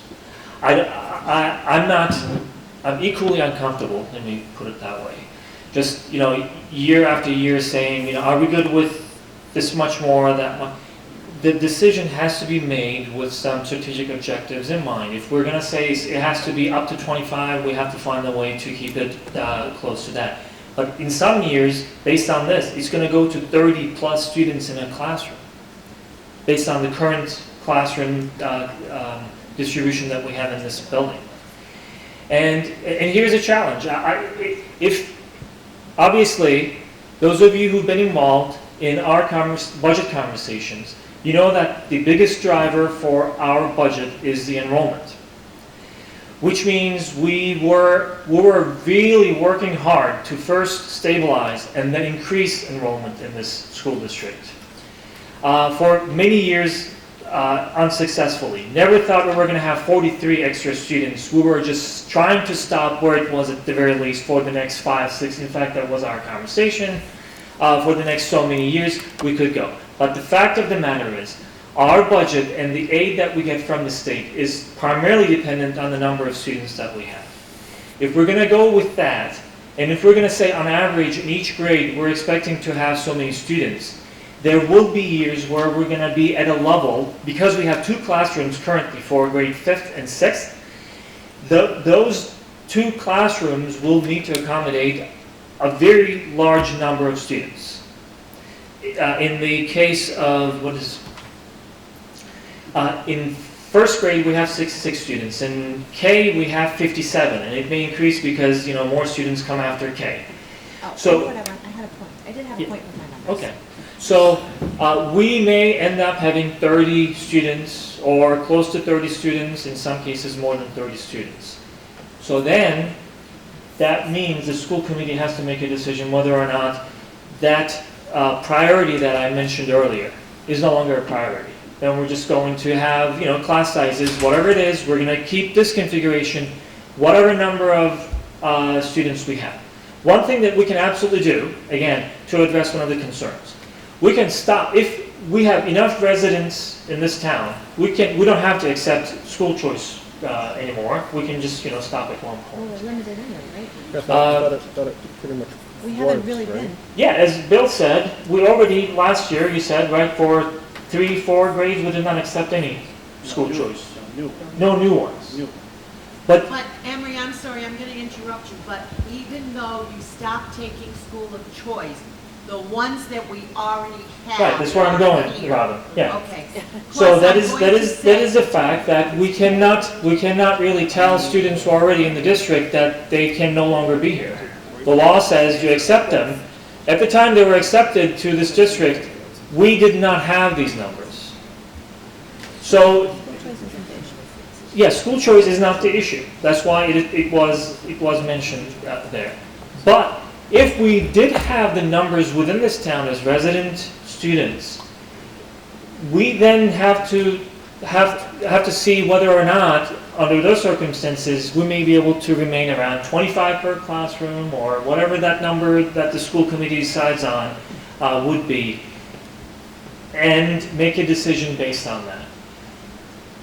The reason why I'm going on this long thing is if we really will take out a priority that was our number one of the top 3 priorities for so many years, that adds another layer of complexity to this decision, because we have to make that decision as well, especially if we are saying, let's not move anybody to the other building. So my whole thing that went off poorly with the class size is, I know we used to do it with West Street and East Meadow, the total number of teachers teaching per grade. So when you have the 66 kids for first grade getting up to those lower grades, the enrollment behind them could be smaller. So it may not be an issue to have at that point when they get to the older grades. I mean, there's a class now where the teachers are following. I think it's the fourth grade class right now. We have a teacher that's kind of moving up with them. Everyone's looking at me like deer in the headlights. Well, I think, You know, the class that's fourth grade right now, I think it's yes, been, but the issue is next year that teacher's got no place to go, right? Because you still need that teacher for all the other grades. So yes, you're right. There was a teacher that is kind of moving up with. I'm sorry, I didn't use it as a ploy to take the mic, I swear. I think, no, you're correct, but my thought on that is, yes, there's a teacher that follows fourth grade now, but the issue is, next year, there is no place for that teacher to go because there's no rooms for that third teacher to go. I think that's the problem. And I thought originally we had thought that maybe that teacher, as the grades got higher, would then drop back down and maybe support another class. But when you look at the way the pipeline is still so full behind it, we don't see that happening. At least that's the impression I'm getting. So I think, to clarify, I hope, in the past, Granby has seen grade levels where there's a bubble, and there may be a high enrollment in one grade level, and then behind it a lower enrollment. But when we're looking at resident enrollment, and we are looking at child find for our preschool program going into kindergarten, we are looking at between 48 and 52 students, resident. So that, it's not a bubble anymore, it seems to be a flat, right around 50 enrollment, which, again, based on the community and the school committee's value around class size, at the kindergarten level, it's 20, below 20. So at 50, you're looking at the third classroom. So again, I think, just for an analogy, if it's a bubble, it's one of those long bubbles that's just not detached itself yet. And it doesn't look like it's going to detach itself for at least a few more years. So I think, from what I'm hearing, how difficult would it be to get more details? Because I was kind of excited to see the sixth grade thing, the way you had it.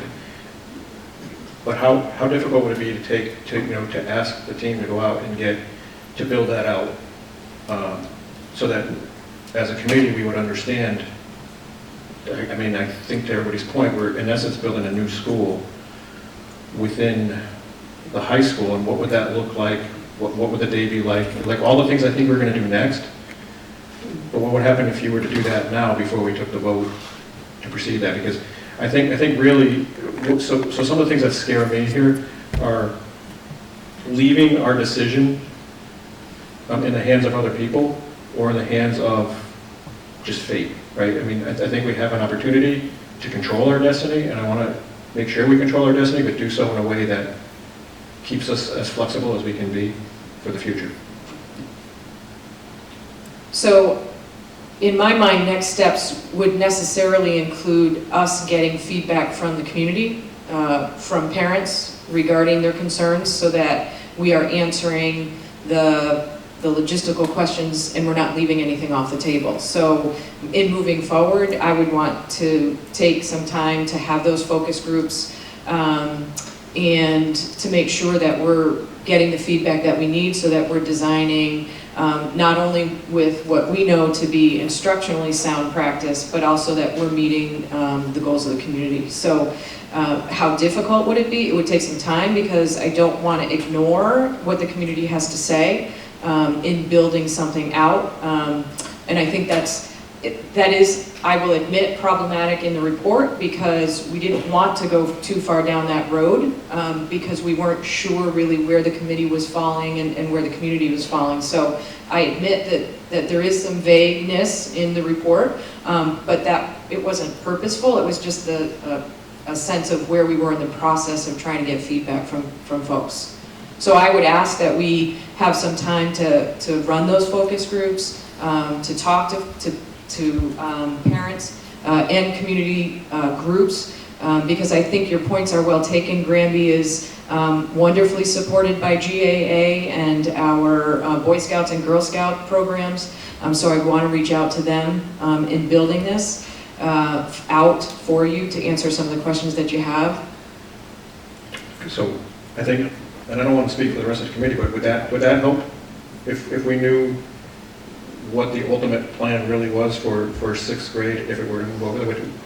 Would that help We're everybody? agreeing that that's what's going to happen, and I don't know that we're there yet. Well, I'm not sure we're agreeing that that's what's going to happen. I think what we're trying to do is understand if that decision was made. I think some of the things I've heard is, what does that really mean? We can't just vote for something until we really understand what it means. But at the same time, I don't want to rule it out, because as I look at some of these other options, some of them seem like we may need to put our ask in front of other people that may not see it that way, and then we're We don't know stuck. if we even have an ask for this yet. I'm sorry, Correct. Jen, can you say that again? We don't even know if we have an ask for this yet, because like you said, we haven't done the logistics. So we're making kind of a little bit of an assumption that there's not going to be anything, but we don't know what additional staff we'll need. I mean, if this class is going to be over there in an academy, there needs to be some supervision and a leadership team, not just the two teachers by themselves, because they're going to be, as you said, separate. So now we're talking about either a potential vice president or vice principal or another dean or something, you know, like these are other things, and you know, we don't know what the actual budget is going to look like, and so possibly new desks and chairs, right? Because those from what we're saying, the building's full here, so they're going to have to stay here. So they probably wouldn't be sitting in the high school chairs because they might be too big for them. The kid's not too big for them, the desk's too big for the kids.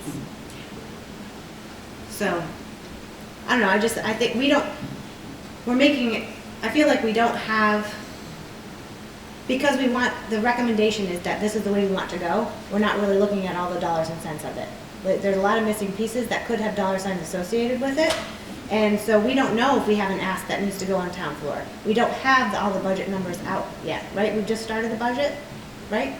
So we don't know where we are. We don't know what we don't know. So we could potentially have an ask, and we could, no matter what we do, we could be on town floor asking for stuff.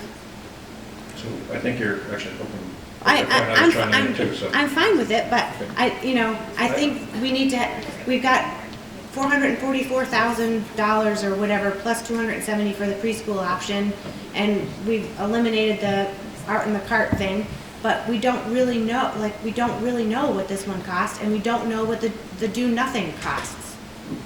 Because there could be implications for that as well. Do we need additional furniture because the classes are going to be too full or whatever? I mean, all of these things are, like, my head is exploding. If you could look inside, it's like this crazy carousel that I just don't even know. Every so often on a spin, I get, oh, that's a good idea, I want to say that. So I'm overwhelmed with this, and I don't know what I don't know, and we don't know as a committee what we don't know, so we're making sort of a generalization on this recommendation. It's gonna be, I don't know, what was it, $30,000 or something, but we don't really know, right? Just add some more to this, and I think we'll just go back to one other topic.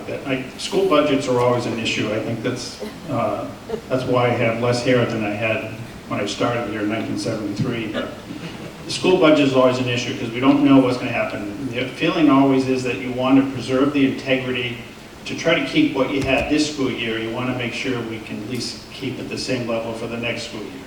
And that's an unknown coming up down the road. So knowing full well that no matter what, whether preschool goes or sixth grade goes, there's an enormous cost associated that could be very difficult to get in these times.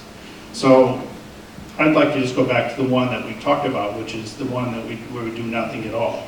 And I guess they need to know, I've looked at some drawings here, I'm familiar with the building, but now if I can follow through this, that if there's no changes in what we presently have, so starting in September of 2020, I'm going to assume, I'll just run through this, there's going to be 2 preschools, still 3 kindergarten classrooms, 3 first, 3 second, 3 third, 3 fourth, now 3 fifth, and 2 sixth. So is that, You have to go to. If we do nothing, you'll have 2/5. no, I assume that the 3/4 are going to 3/5. We don't have Where are to. they gonna go? That's what you have in the program. I'm looking at this drawing here of option 3 that someone's put together. I see it all in place here, and I see the rooms here, unless someone did the drawing wrong. So is that impossible? And I know I didn't count the autism room, whatever it's called. It's, this option 3? Yeah. Is enclosed large common. Right, so you're closing large common. Does that now mean that the scenario I just gave through, everyone has a place? So someone has to just correct me on that. So that was an option that was originally discussed with the architect when originally the school committee had asked us to reach out.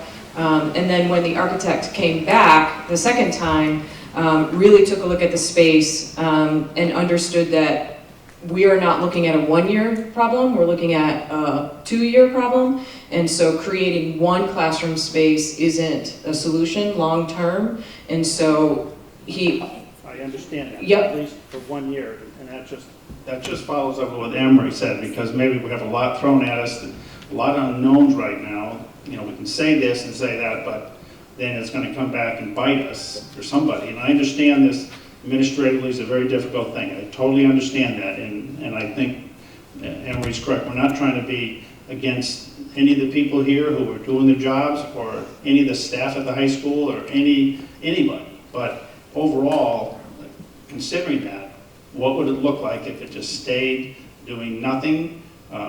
Because the cost would be, I think, nothing still. Hopefully get in the budget with incremental raises and so on. Will this work? And what would that be? Or is that impossible? So in the second conversation with the architect, it was not recommended. So we did not consider it moving forward. Recommended because it's taking away the space? Recommended because there's a platform in there that's cement that would have to be removed. It would have to be jackhammered and removed. There's a ramp and a platform that takes up quite a bit of room in there. The potential goes in there too, right? No, that would be, there'd still be a lot of work that would have to be done. You'd have to enclose the doorways, so there's a big expense. And the fact it's next door to the music room, so it's not soundproof. And that there's no windows in there was another piece, that the windows are up high.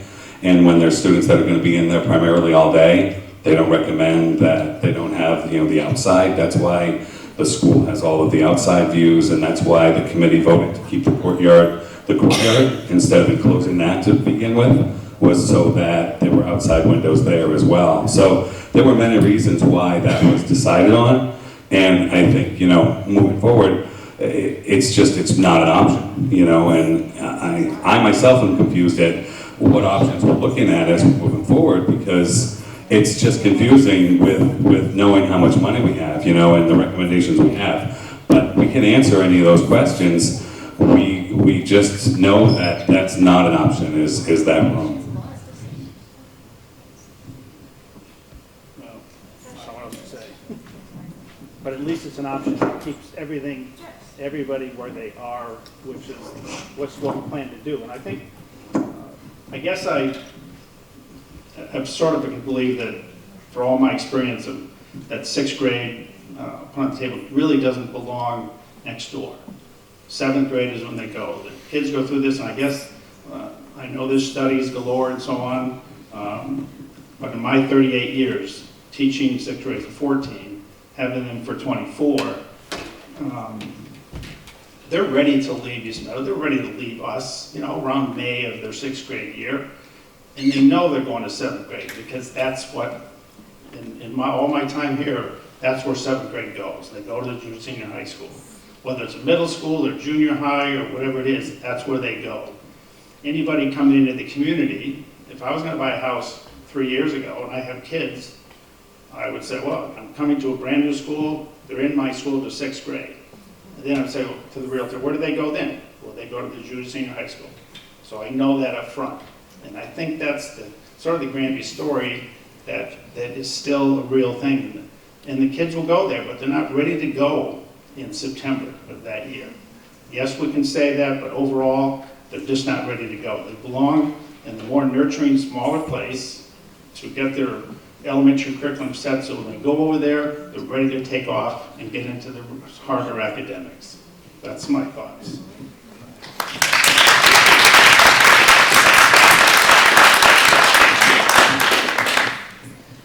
Jim, you're right, but here's the other fact. Correct me, those of you who know this. Starting in 1970s or so, there was this move towards 6-8 middle school. So the configuration that we have is not the only configuration. In fact, some school districts say, hey, you know, K-8 is the better way of doing it. Not only K-6, do it K-8. And when you read into any one of those research, you really feel like they are making sense. Just that there is some reasonable foundation to any one of those recommendations or suggestions. To be very honest, my concern wasn't about the middle school. My concern right now is having understood that there is no middle school. There is no 6-8. So we cannot, there is nothing that, you know, as I was playing all these scenarios out in my mind, I was thinking, if we do 6-8, then what do we do? What are we going to potentially need? How are we going to keep certain things separate? How are we going to plan for certain activities? How are we going to align with the curriculum?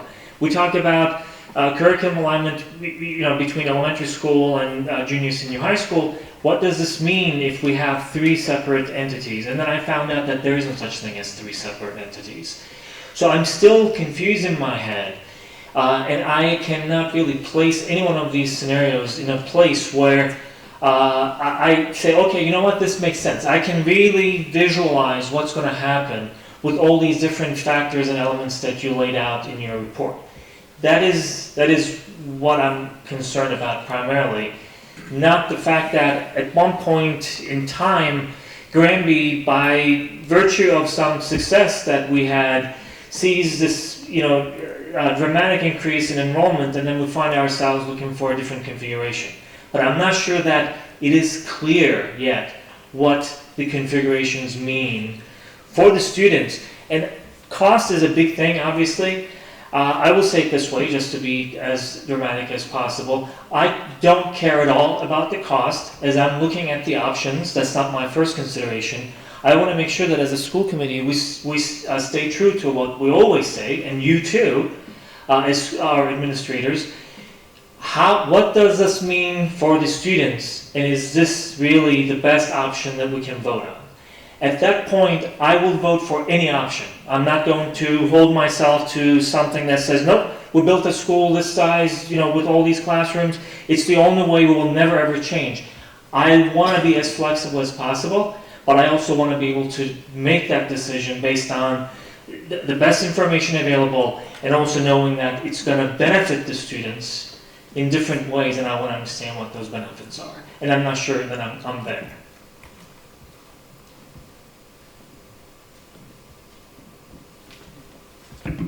So, I guess in a roundabout way, I asked you a couple of questions, so I will ask the same question here. My question is, what is our risk if we don't do anything this coming school year? And take the time to do some analysis and, you know, from my professional perspective, some change management, to make sure that everyone, you know, folks who just stood up and said certain things that we in our minds think that, hey, you know what, we talked about this, or it's somewhere. But it's not clear to everyone what those things mean. And there are some things I'm not clear what they mean.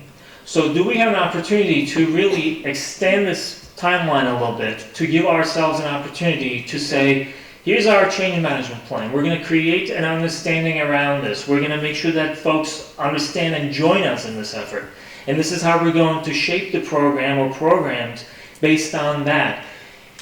And that led me to the question that I asked to you, because I don't want to put ourselves in a bad situation. What is the risk if we do postpone this by 1 year? The closest example is Amherst. They are going through the same thing. They decided that they want to move potentially at least a classroom to another school, and they said, we're not going to act next school year, but we want to make a decision for the following school year. do we have the opportunity to do something like that? So I think with all due respect, the change management piece is exactly what I'm talking about in terms of going to the community, taking the next steps, having feedback groups. So to your point, exactly that. What does that timeline look like, and getting that to the school committee. As far as Amherst, you know, I've talked to Superintendent Mike Morris. They do not have the time constraint that we have. They are looking at changing programming and moving students, not because, like Palmer, they had to close a school. They're taking their time. And he recognized in our conversation that we do have a risk, and the risk is to do nothing, and then our grade 4 students go into 2 classrooms for grade 5, and those class sizes become 27 and 28. So that's the risk.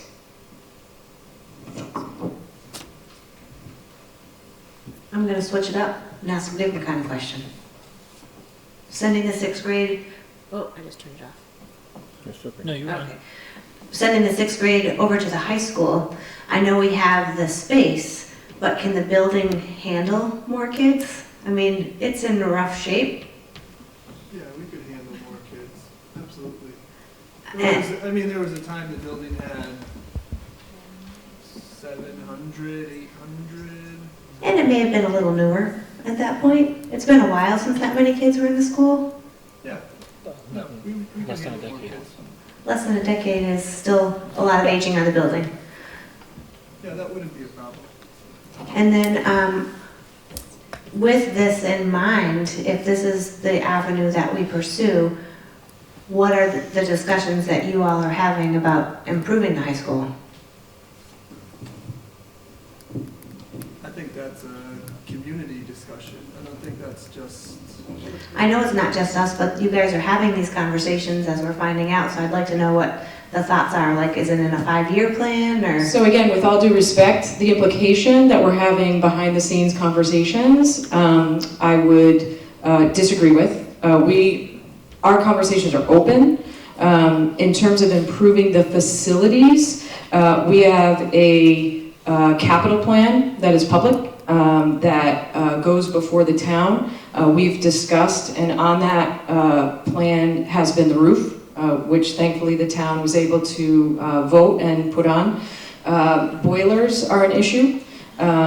Also, in addition, are carpets and windows. So that's been a long-standing conversation that the prior superintendent had engaged school committee and the capital committee with, and that has gone before the town on several occasions. And just to clarify my statement, it's not an accusatory thing, but as you said, that you were having conversations for quite some time about this, and we didn't find out about it until it was brought up at a school committee meeting. So point of order. Thank you. So Wow. I actually brought up the capital plan last meeting. I had asked some things I wanted to know, similar to what you were asking. What are our midterm thoughts on how we're going to approach the high school? Because there's some things that we thought needed to happen, and that's when you told me there's a capital plan already. It's out there.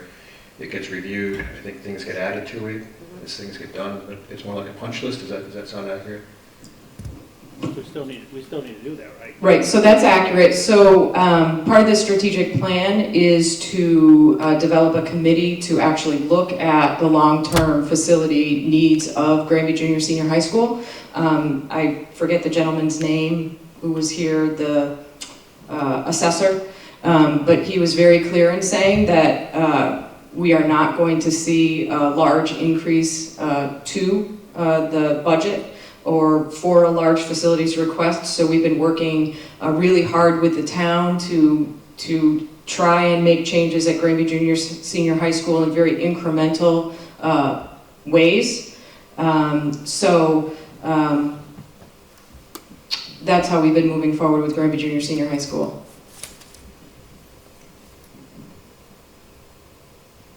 Very good.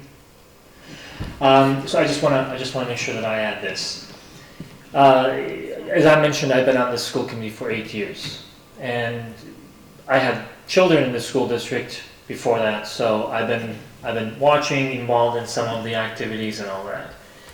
I don't really want to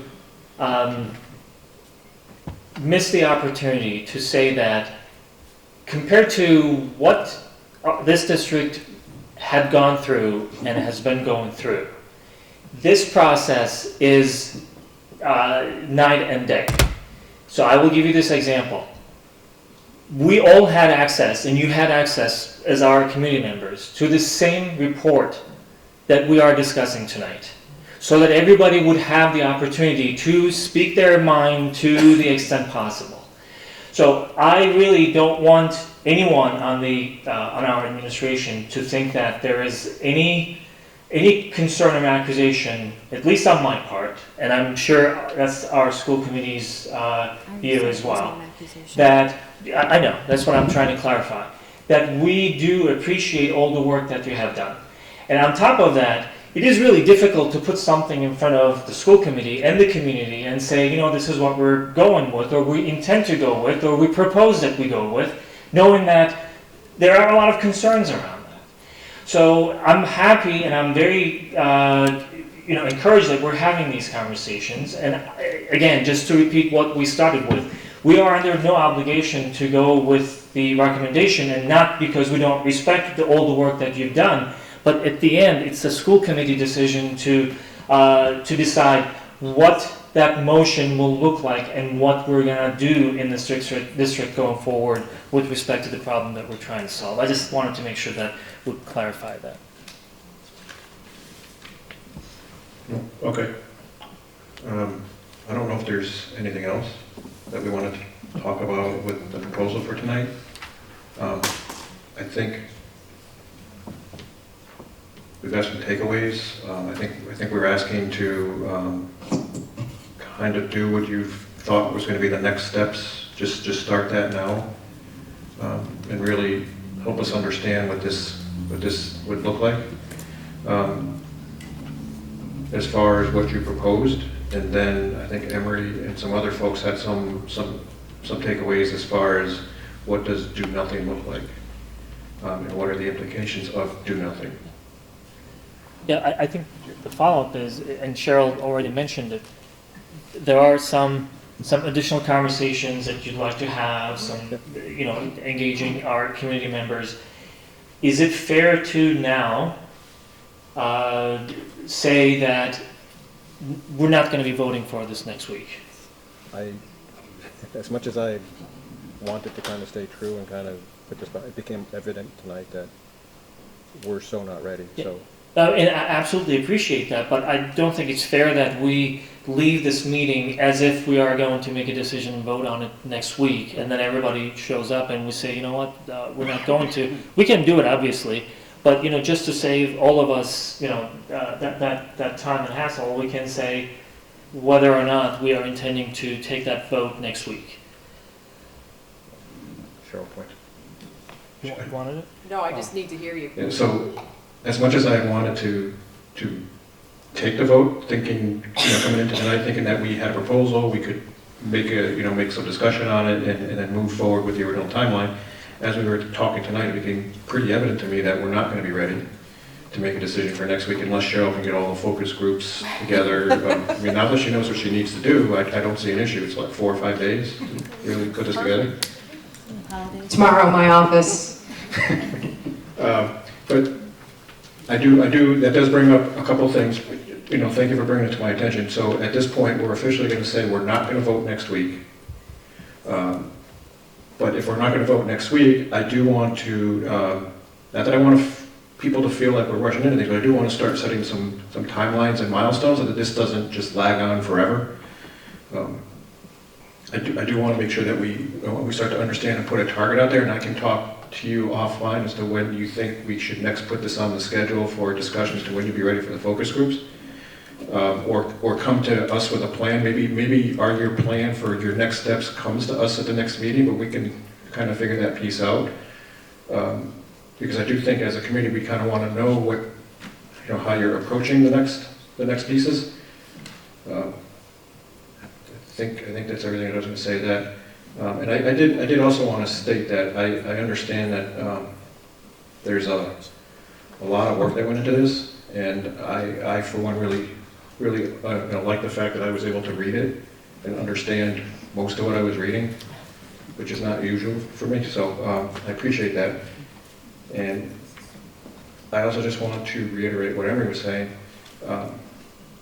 I don't think myself that things have happened behind the scenes. I think it's really appropriate sometimes for the school administration team to get together to understand and assess the situation and have those discussions before it comes to school committee. Because I think from my perspective, that's more the day-to-day. And then when you realize it's not the day-to-day anymore, that's when you have to kind of bump it up to the committee, right? Is that kind of the way it works? Okay. So I just want to make sure that the admin team understands that that's what I feel like too. So I just want to clarify, because I don't want to lose what Jen had talked about, which is the idea that, and correct me if I'm wrong, Jen, that we're moving down the discussion for grade 6. And so I'm just curious, are there other options that you want to see more fleshed out, or is moving into the conversation with grade 6 and or do nothing, are those the two that we want to move forward? I think that that's what we've been saying. I need a lot more details to even be able to consider talking about the grade 6 option. But I also, as Mr. Petrus saying, I would like a lot more outline specifics for the do nothing option for the 1 year, until we can kind of get our head wrapped around what this looks like, so we have time, well, the administration has time to work out all the logistics that are missing from what we have, because I'm not sure, at least from my perspective, but clearly I'm a novice to a lot of this stuff, but seems like there's so many different pieces and parts and delineations that need to be made for what we're calling a 6th grade academy, whether or not it's, and then we're talking about the 6-12, what that means, I appreciate that. I just want to make sure that we're charged with doing what the committee wants, which is the two options at this point. Because that's where, I feel like we're here because we've looked at these options and now we're sort of winnowing off some that don't make as much sense as others. So I think. Go ahead. I was going to say, I think there are still, in my mind, there are 3 options. Right. Just wanted to be clear. Yes, and I'm going to ask a question to see whether or not it's even a possibility. But the 3 options are what is already discussed at length and proposed: the 6th grade becoming part of a different configuration, pre-K possibility. I understand there may be a higher cost to it, but what that means and what other options we have around that pre-K configuration, including the early childhood program that some high schools have when they have pre-K in the same school as their high school. Is that something beneficial that we can consider? But those are the 2 options. The 3rd option obviously is do nothing. And that's why I want to be able to have that conversation. If the school committee at the end of the day says, 30 kids in one classroom is exactly what, the limit that we want to go to, we should be able to discuss that as well, so that everything is discussed, everything is mentioned. On top of those 3, the question that I want to ask is this, and this may be completely, out of turn, and I hope that Carol, you can help with that more so. If we have special education students who need to be in a classroom all day, not just go back and forth, does that become a possibility with fewer restrictions and constraints if that program were to move to the high school building? We don't have any self-contained classrooms in this district. We have partial inclusion. So our special education students have gen ed class schedules, gen ed placements. They go to their special ed classes for their support, their discrete trials, social emotional learning. So we don't have a self-contained class that we could pick up and move. And that includes, I just want to make sure that I understand it. That includes our autism spectrum classroom. Every single All one of the students go there and then go back to their classroom, that's what you're saying. Especially that program. There is not a single student that spends their entire day in that room. It's kids are in, kids are out. So when, So I'm sorry, this is with the do nothing and what that looks like. And I don't know if I'm stepping out of bounds here, but I think something that's important to know and understand, classroom size in some places isn't really just a number. Like how does that impact those students in those grades to take some of those grades with those students and say, instead of 3, you're going to be 2. I'm sure there's going to be a cost and an impact to that, right? If that can be factored into that what does that look like to do nothing? At least with the next 2 years, those 2 classes, I think it's the 4th and the 3rd grades, right? Because those would be the first 2 impacted.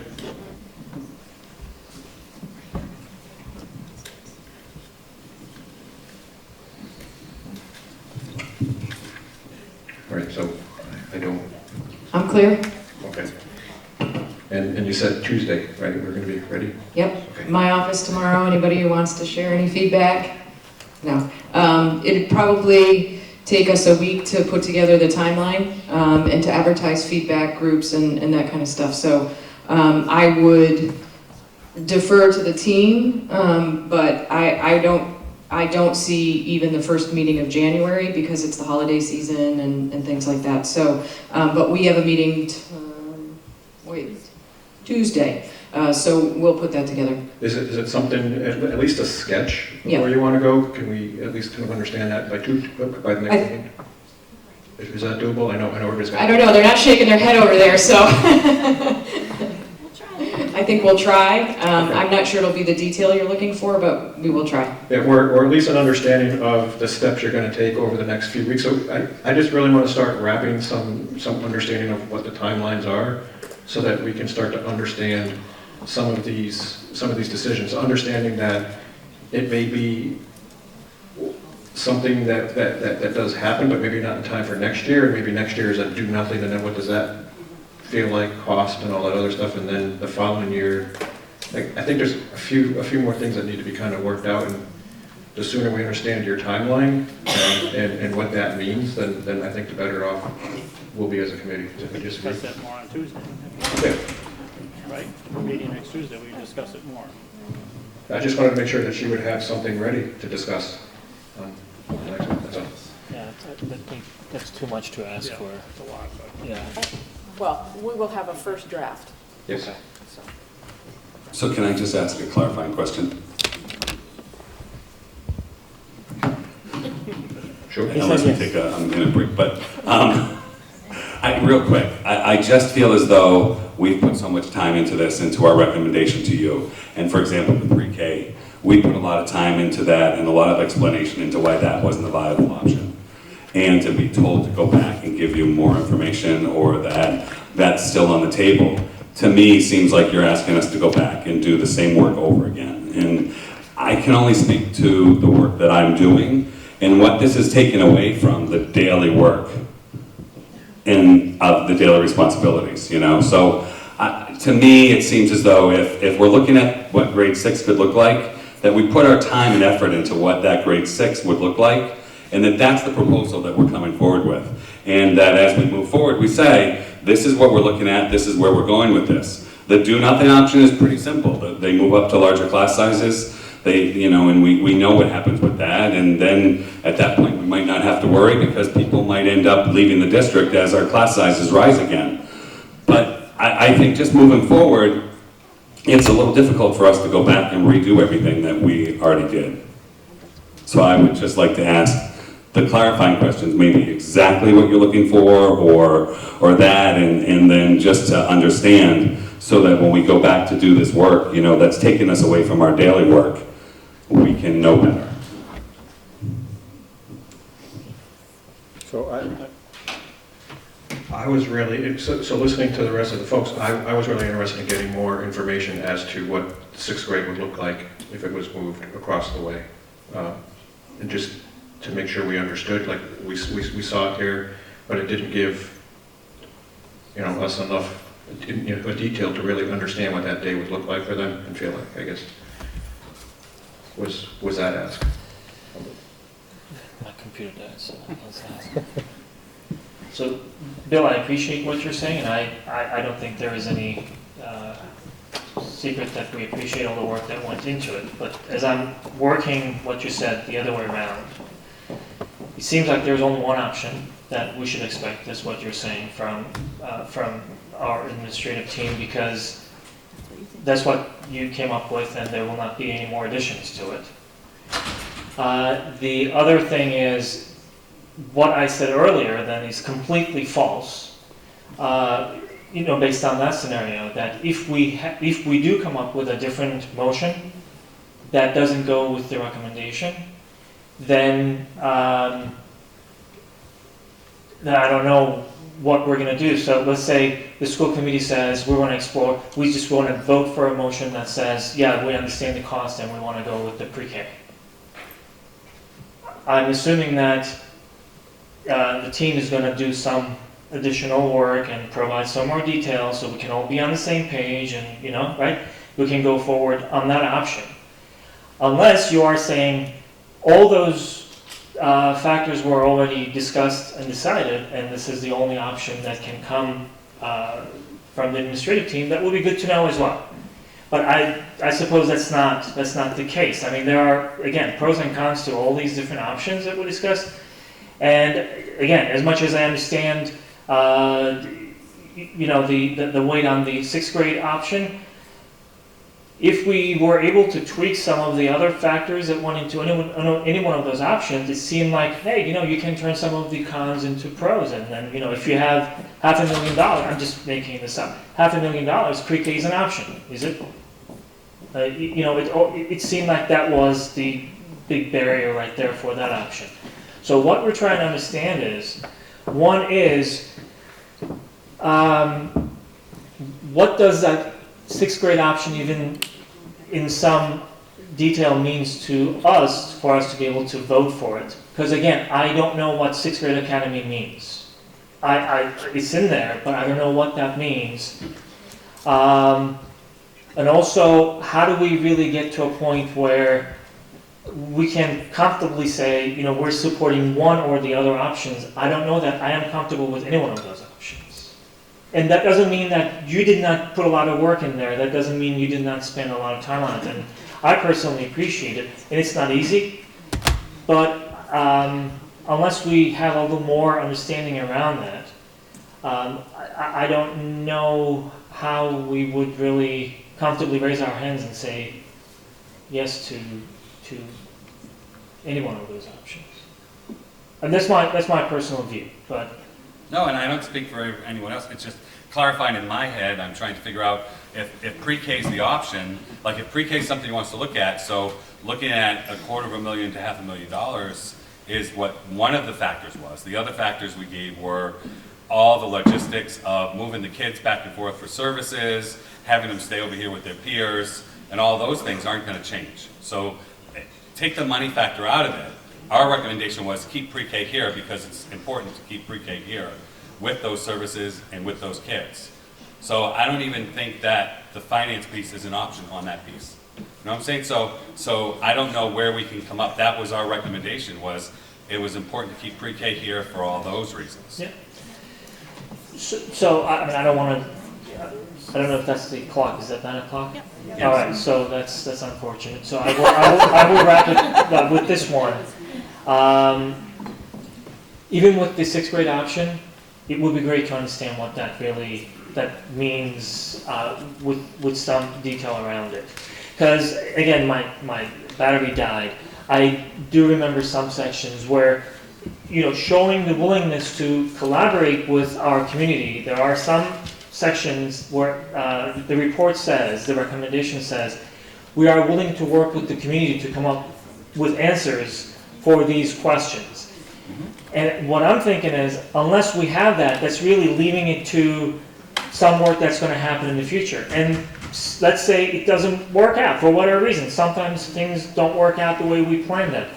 Then we're going to have to really explain why we really went into that decision without understanding all the details of that scenario. That's why I'm asking whether or not we can get a little more, I think that's what everybody's asking. We can get a little more detail around primarily that sixth grade option because you, as you said, that's what you're proposing. But also finding out what else we can do with some of the costs that are related to, say, pre-K, the logistics that are related to pre-K. What can we do within this building, as a few of us asked, maybe next year, maybe the year after, what's the risk, what are we losing? If we were to have one pre-K class and not two, what does it mean? Is it possible? So if we have all those things in front of us, it makes it easier for us to say, you know what, thank you, just even by looking at these pictures that you've drawn, by telling us what those scenarios mean, we're able to make a decision. That's, I think, what we're asking.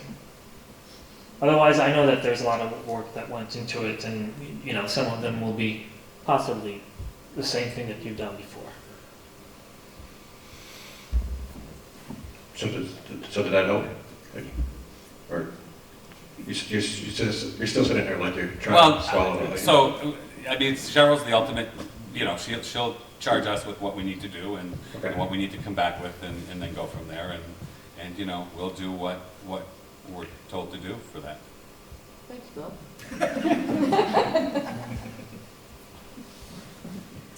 Wish it was always that easy. I have a great team.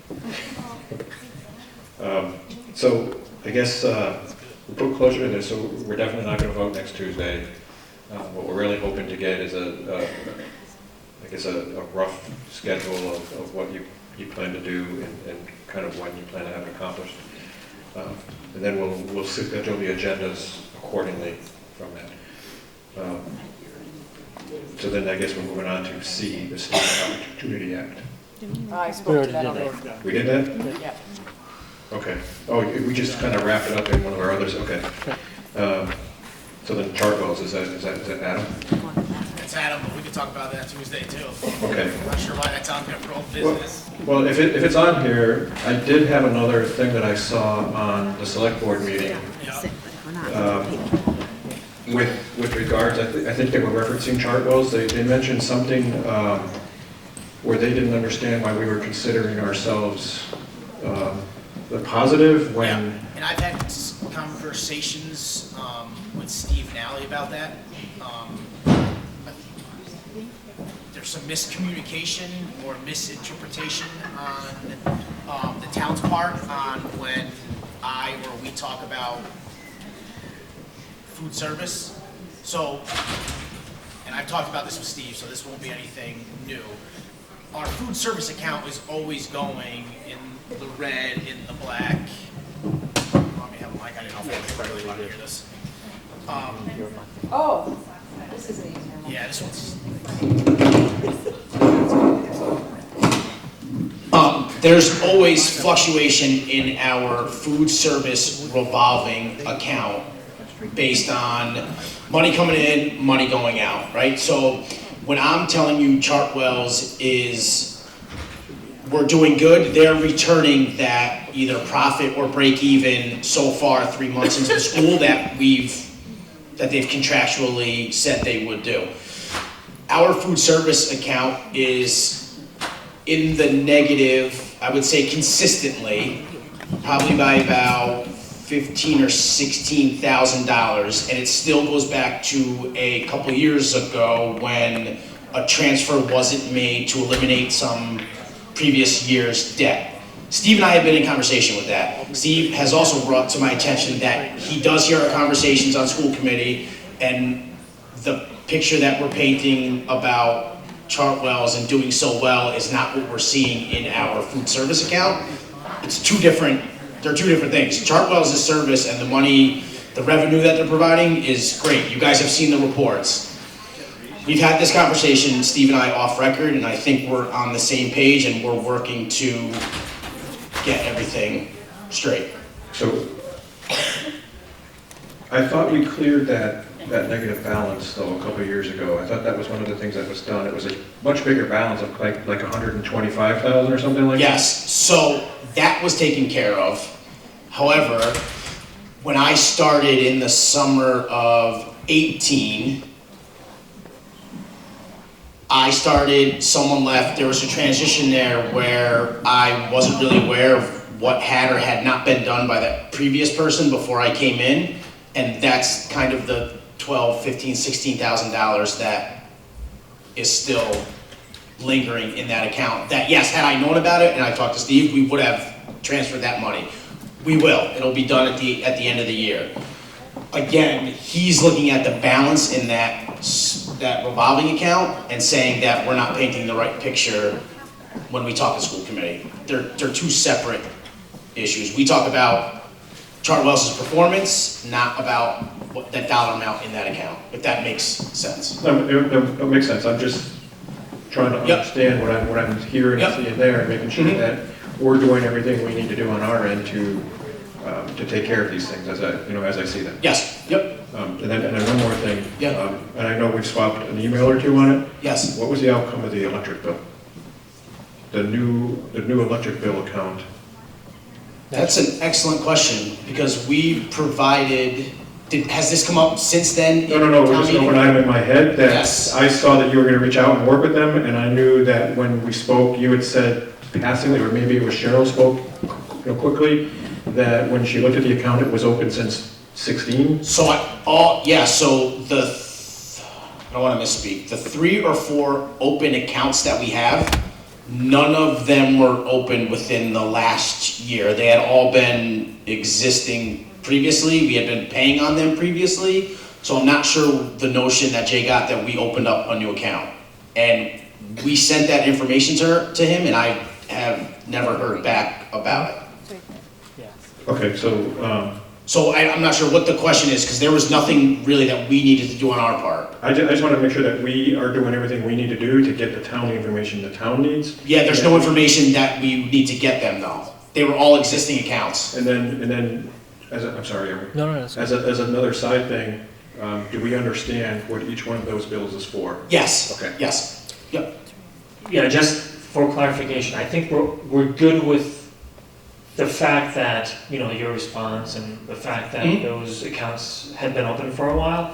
One of them is pointing to a library, which is not our address. And I think the last remaining question is, what is that account about? So I believe, and I will follow up and get an answer, but I believe that's the address they use for our solar account.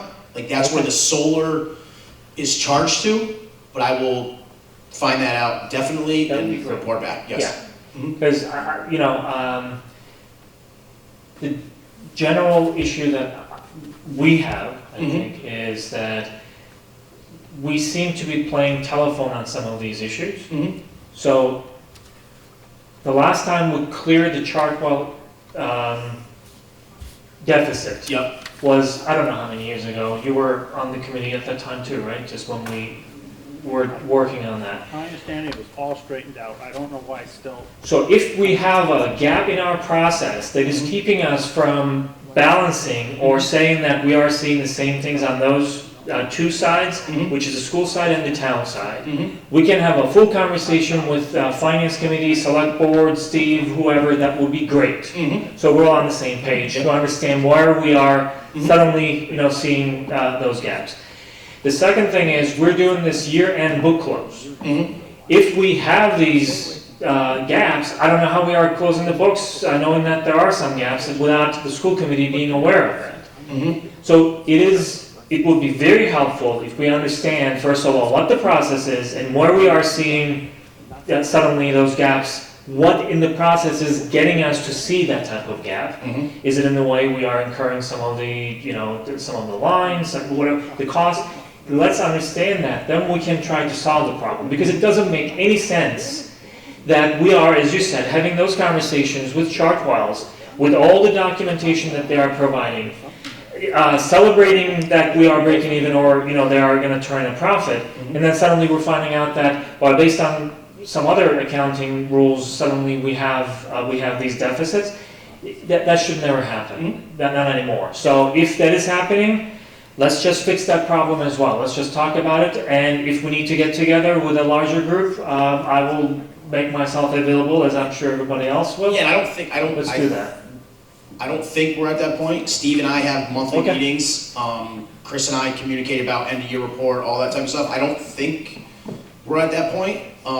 Again, it was just a misinterpretation or miscommunication between me specifically talking about Chartwell's return for this year and what that bank account is stating. Okay. If that makes sense. It does make some sense. Yes. So I understand it.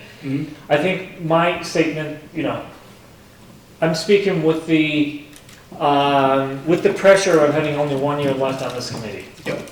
That if we are having some of the same issues that I've been observing on my first year, I think we need to, and this is not in any way criticizing any individual, but that means in our processes, whether it's communication, whether it's the way we are sharing some of the information, there is something that is breaking down in our processes. We need to focus on the process and fix the process, and we cannot just rely on these haphazard exchanges once in a blue moon. So, understood. Yep. We still can't hear me. Can you hear me? I don't think we need a minute. You can come and join us now. Yeah, if you just want to pull Are up you some good? chairs. No. Okay. I was put over here. I'll stay right here. All right. I like these guys better. Well, they abandoned you. Yeah, I know, I guess, yeah. So I only brought this up because when I watched the select board meeting, there was a reference to letting an auditor find it. And I just want to make sure, I mean, so when I hear that, it's never really good news, right? So I just wanted to make sure we looked into it and we're ready for whatever, happens. And it sounds like you've already been doing that and you understand the street. Okay. So I'm fine. I just wanted to make sure that I understood it. So if I got an email from somebody asking what was going on, I at least understood, if I couldn't answer it, where to go to get the answer quickly, right? Which is always what I'm looking for. So just clarifying or wrap-up comment about those electric accounts. Again, we provided Jay with that information and didn't hear anything back. Well, we heard one question. That's what I. Okay, and that was the library account. Yeah. Right. So if it is as simple as the solar account goes to that address, it would be great to share that and But again, to be clear, his notion that we opened new accounts within the last year was never. I think it's understood by now. Yeah, was inaccurate. Yeah. Okay. Again, these things come up. Yeah, no, I try to keep notes so that we can close them and they're not lingering on us, because one of the things I don't like is getting an email of a rush thing or for something that I remember happening 6-8 months ago, and that happens, right? I mean, things get lost and all of a sudden it's there at the top of the list again, we gotta solve it, right? Just wanna make sure we're solving them as as they come up, okay. So then moving on to standing reports. Is there a report from the superintendent? No. No, Just the presentation. just a presentation? That was enough. So the business office and facilities report? No? The collaborative? Oh, we haven't had a meeting yet. That's right, you'll skip it until January, I think, right, at this point. So I will put you on the spot. I knew that was coming, yes. Yeah. I don't think we had an extended conversation around the progress of our current budget in a while. Yep. And I know that all these conversations that we're having causes, for a good reason, to kind of push some of these conversations to the side. But I think it's important for us, especially given that this is December, for us to have at least one good conversation around where we are, whether everything is on track, if there are things that are unexpected, what those are and what we can do.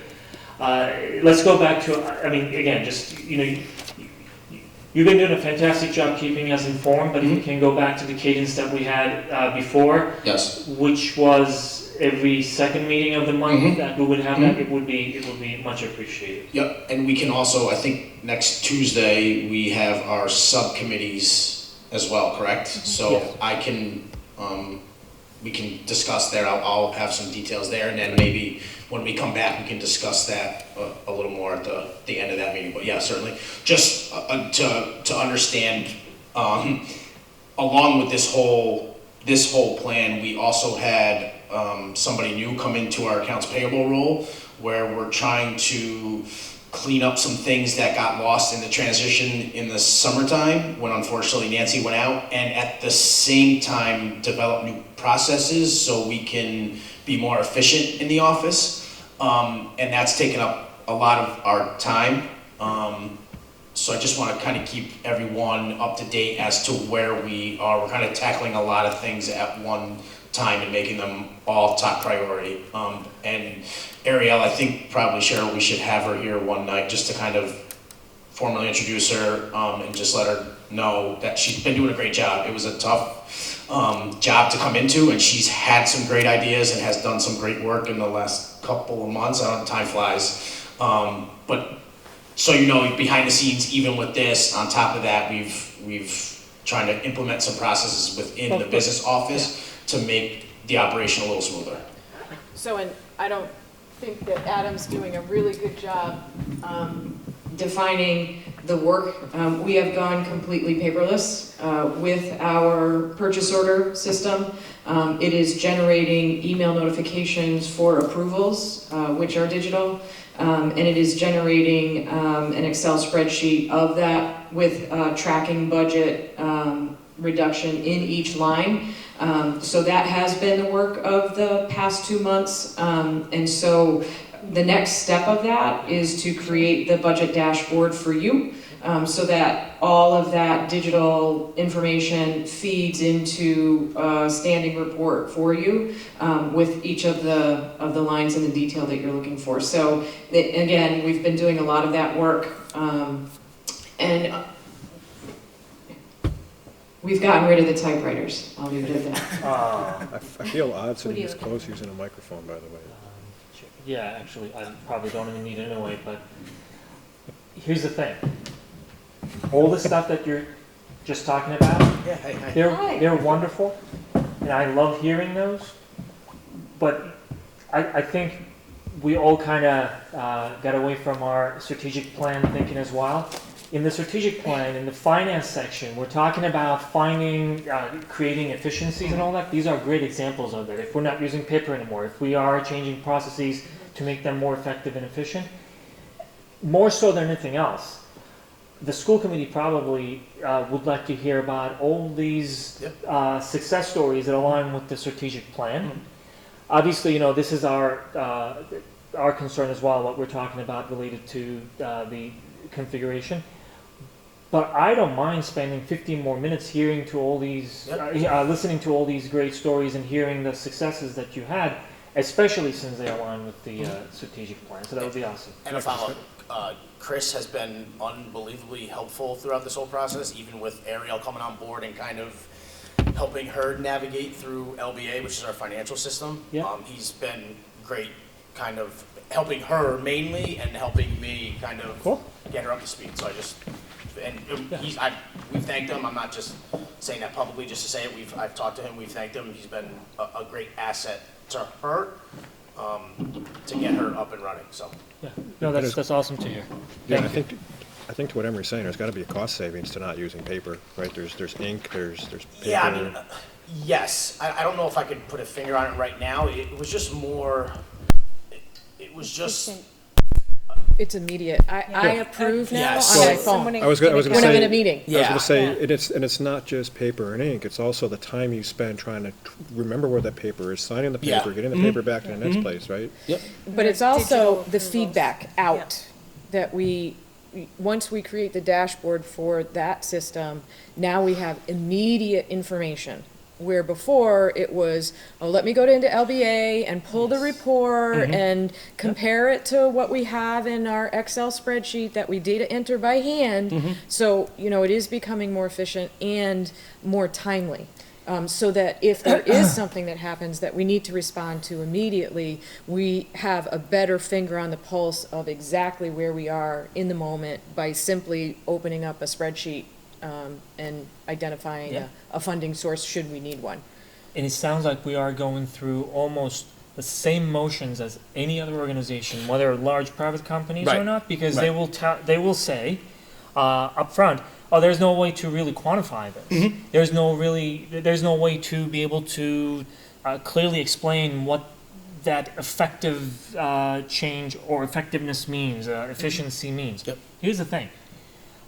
First of all, now our good next step is to be able to quantify some of these things that Mhm. are really cost related, Mhm. whether it's saving paper or time or whatever it is. Mhm. But think about it this way. A lot of folks do not understand our budget process. They don't understand that there's a lot of good stuff happening in the way we are creating these efficiencies. But if we are doing a lot more work thanks to those efficiencies, that should be known as well. Mhm. That we are really now doing all these extra layers of work because we created these efficiencies instead of spending tons of time on, what is it, LBA. LBA and approving this way. On the phone, somebody can approve. The reports are automated. Those are the things that we really need to explain, because if they are not explained, Yep. then folks are wondering, okay, you're talking about this budget, and what does it mean that you can do so much more? What else do you have that you're not sharing with us? If we don't know, nobody else knows. So let's Agreed. just, let's find a good way to share these great stories. Certainly. The Lessing, the burst water pipe, so any idea how that's gonna impact the budget at this point? I know we spoke really fast about it, Cheryl. You weren't sure, you didn't, I mean. We didn't have bills yet. We just really need to get the work done, but Yep. now I'm thinking it's been a week or two, we should start to understand. Where'd the pipe break? I didn't So never knew. right under if you're looking at the building, the high school, right from here, where the L starts, where the cafeteria is. Where the th- kids that enter door from where the the kids bus. go in From down the the bus, hill, yeah. right as you walk into the cafeteria, right under ground right there. Luckily, it didn't go to the stairs because that would have been a more in-depth, costly project.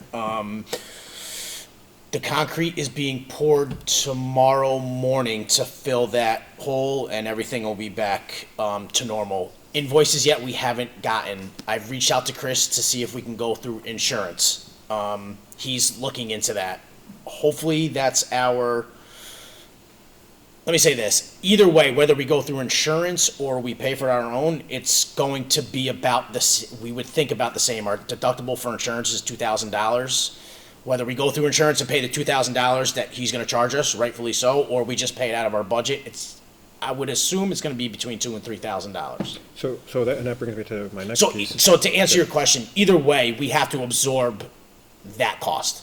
Right, and then the other thing I wanted to understand a little bit more, because again, I don't know how this works, and I spoke to you about it, I think, and when we met. It's my understanding is we put a line on our budget for some of these contingency things. Are we there yet? Did we pass it? Because this is not the first item that popped up. We had that other pipe right out here, right? Mhm. It's like, I don't understand where we're at and when. Wasn't that covered though? That was covered. That was covered. And I learned something, actually, I talked to Cher about this earlier this week. I talked to John Libera 2 weeks ago, Friday. Yes, that was covered under the project. To be honest with you, Marion donated their time and material to that because it was them who installed that when the project happened. The boilers is what the town covered, about $15,000 worth of cost. We went to the town for a general fund transfer from their reserve to cover that cost. I talked to John Libera. That was out of good faith because of the steps we made in building the relationship with them and communicating with them. Typically how that goes is if we have that money in our budget, whether it was earmarked for that or not, it comes out of our budget. So really, we should have paid for that $14,000. Again, it was a good faith gesture because of the steps we've made that they transferred that money. They were able to pay for it. We build in contingencies, but we don't build in of $14,000, even though they paid for it. We don't build in $14,000. I'm not sure what this pipe's gonna cost. I would say between $2,000 and $3,000. I mean, we probably should build in more just for the age of the building, but it's tough to put a dollar amount on that type of work. I just want to make sure I understand where we're at within what we can absorb. So as a follow-up, if, the way John explained it, if in May we had that problem where it was $14,000 and we couldn't absorb it in our budget, that's when they would really take a look at it and say, okay, you guys need help with this, we will transfer money and help you out with it. It doesn't necessarily just mean because it's above and beyond what we budgeted, they're automatically going to take care of it. Right. They did in this circumstance, again, because of what we've done, the work we've done in the last year and a half. It's not going to happen all the time. Unfortunately, yes, we would have to cover something like that, and it's hard to say what we should earmark for that amount. In subcommittee, we can certainly talk about that. I just, again, to me, the biggest piece was where we're at with, and I didn't know that the town was gonna cover the 14,000, but where are we at with our ability to absorb these things that have popped up this year? I mean, we're still good. If we have a couple more $14,000 fixes, we're not gonna be that good. I mean, and Yes. I guess that's what I was trying to get us, an understanding of. Yes, go ahead, before you forget, yes. Just so I don't want to lose track of my question. So Yep. in the all-call that went out, it said it impacted the heat. So was it a pipe that was like a circulating pipe bringing water to the heat? Was the heat shut down and the pipe burst because it was friggin' cold? Like, Well, so that we don't know. How the pipe, I mean, those pipes are however old the school is, 65 right? years So old. it's hard to believe with the warmth we had during the days the last couple of weeks, and then it wasn't that cold overnight, that they would freeze that quickly and it would break. We don't know. We don't know the cause of it. I don't think that really matters. The heat was affected really only in the cafeteria because in order to repair that pipe, we had to cut off the heat to that area.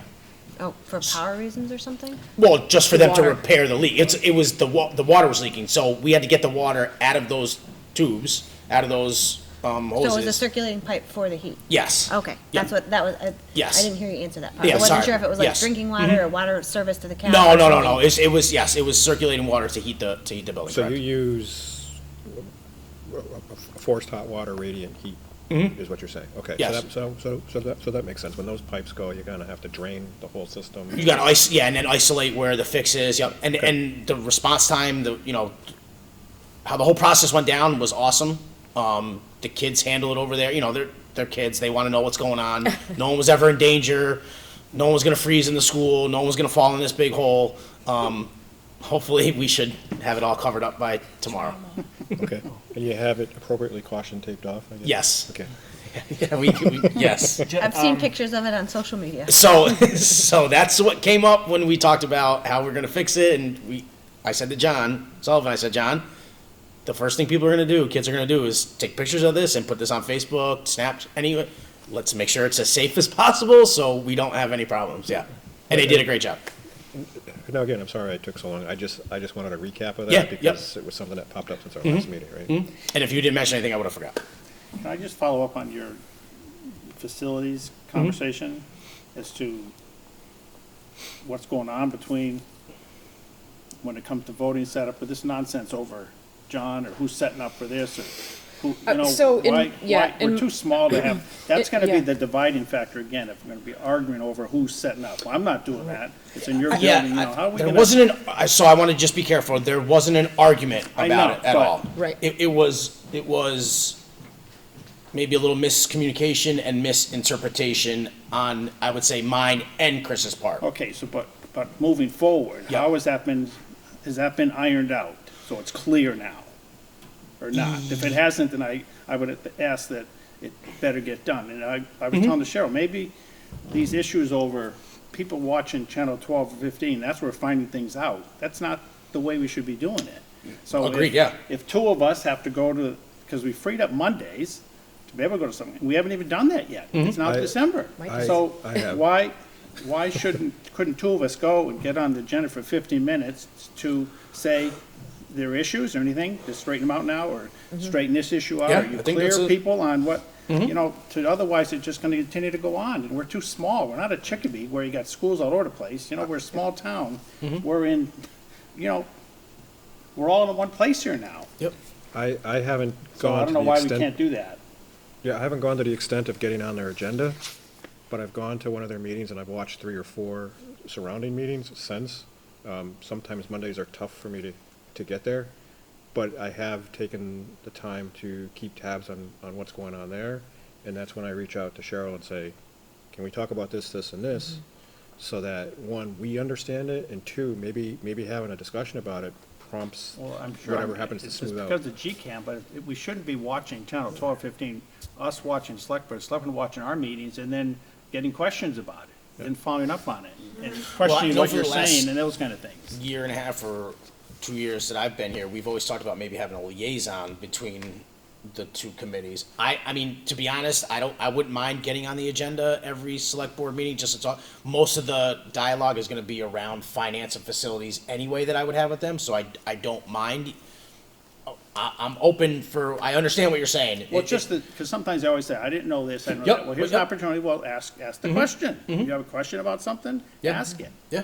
You know, things, for example, I ran into someone who said, you know, there's this petition gonna go around about eliminating school choice in town. And I said, what? Where's that coming from?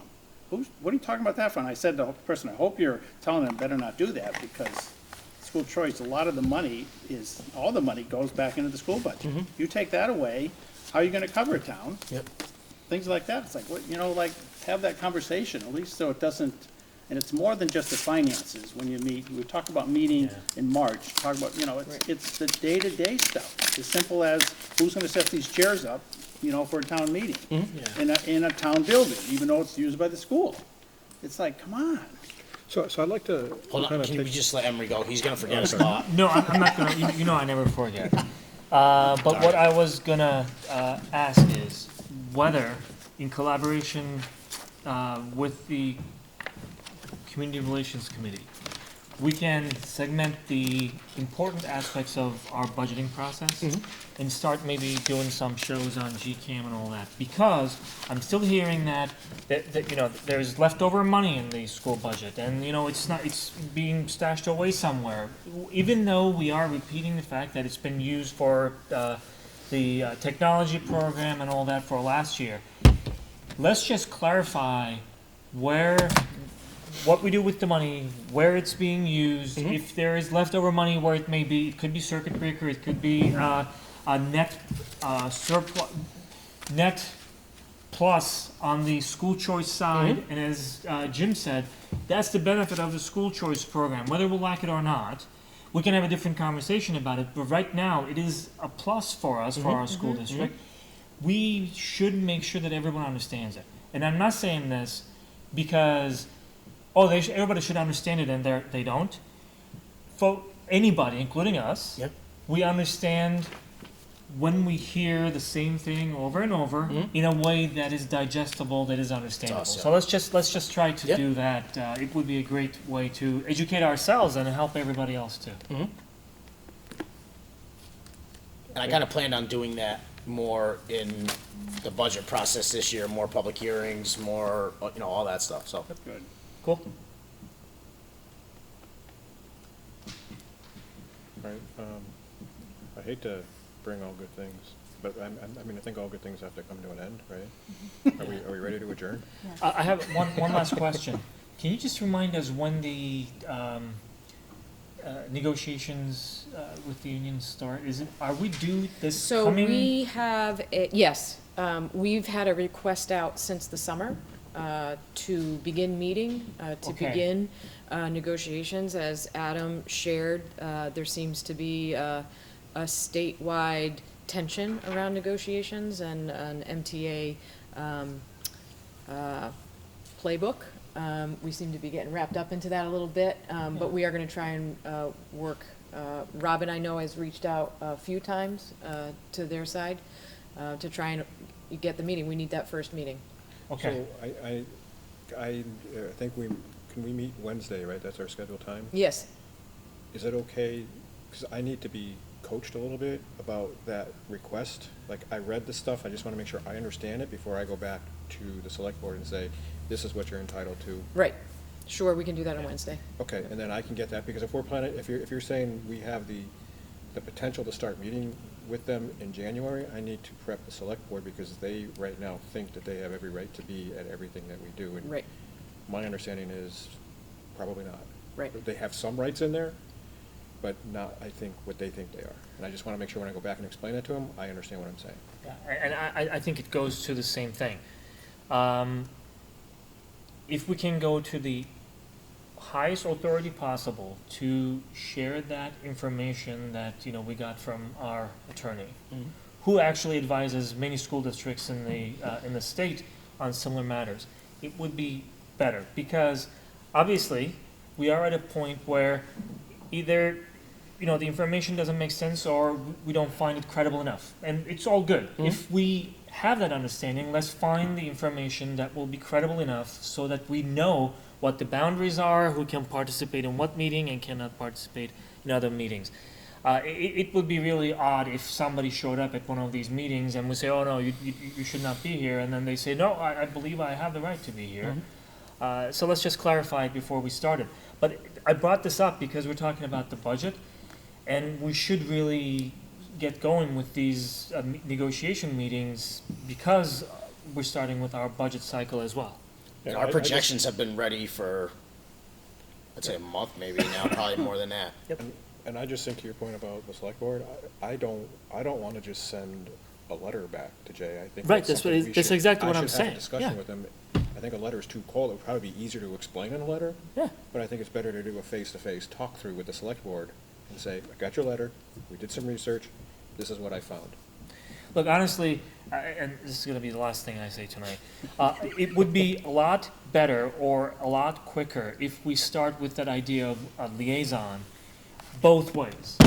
You started going to the select board meetings, I understand. If we can make it a little more formal in the way we go to every meeting, maybe we can just rotate whoever goes there, so not every person, not a single person is burdened with it every other Monday. But also, let's just officially extend as a school committee an invitation for a liaison who can come to our meetings, every other month or something, to be able to see what we're talking about with respect to our budget, other matters that are important to the district, but also to the town.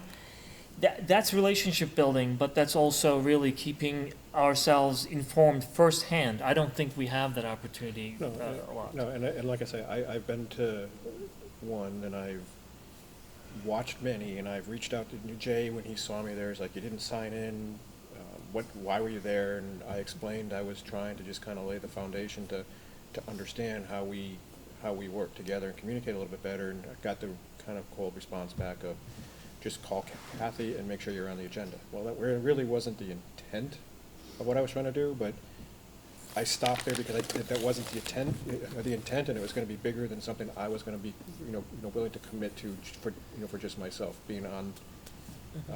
What I was really trying to do was kind of get a discussion going, like how can we better communicate between the two committees?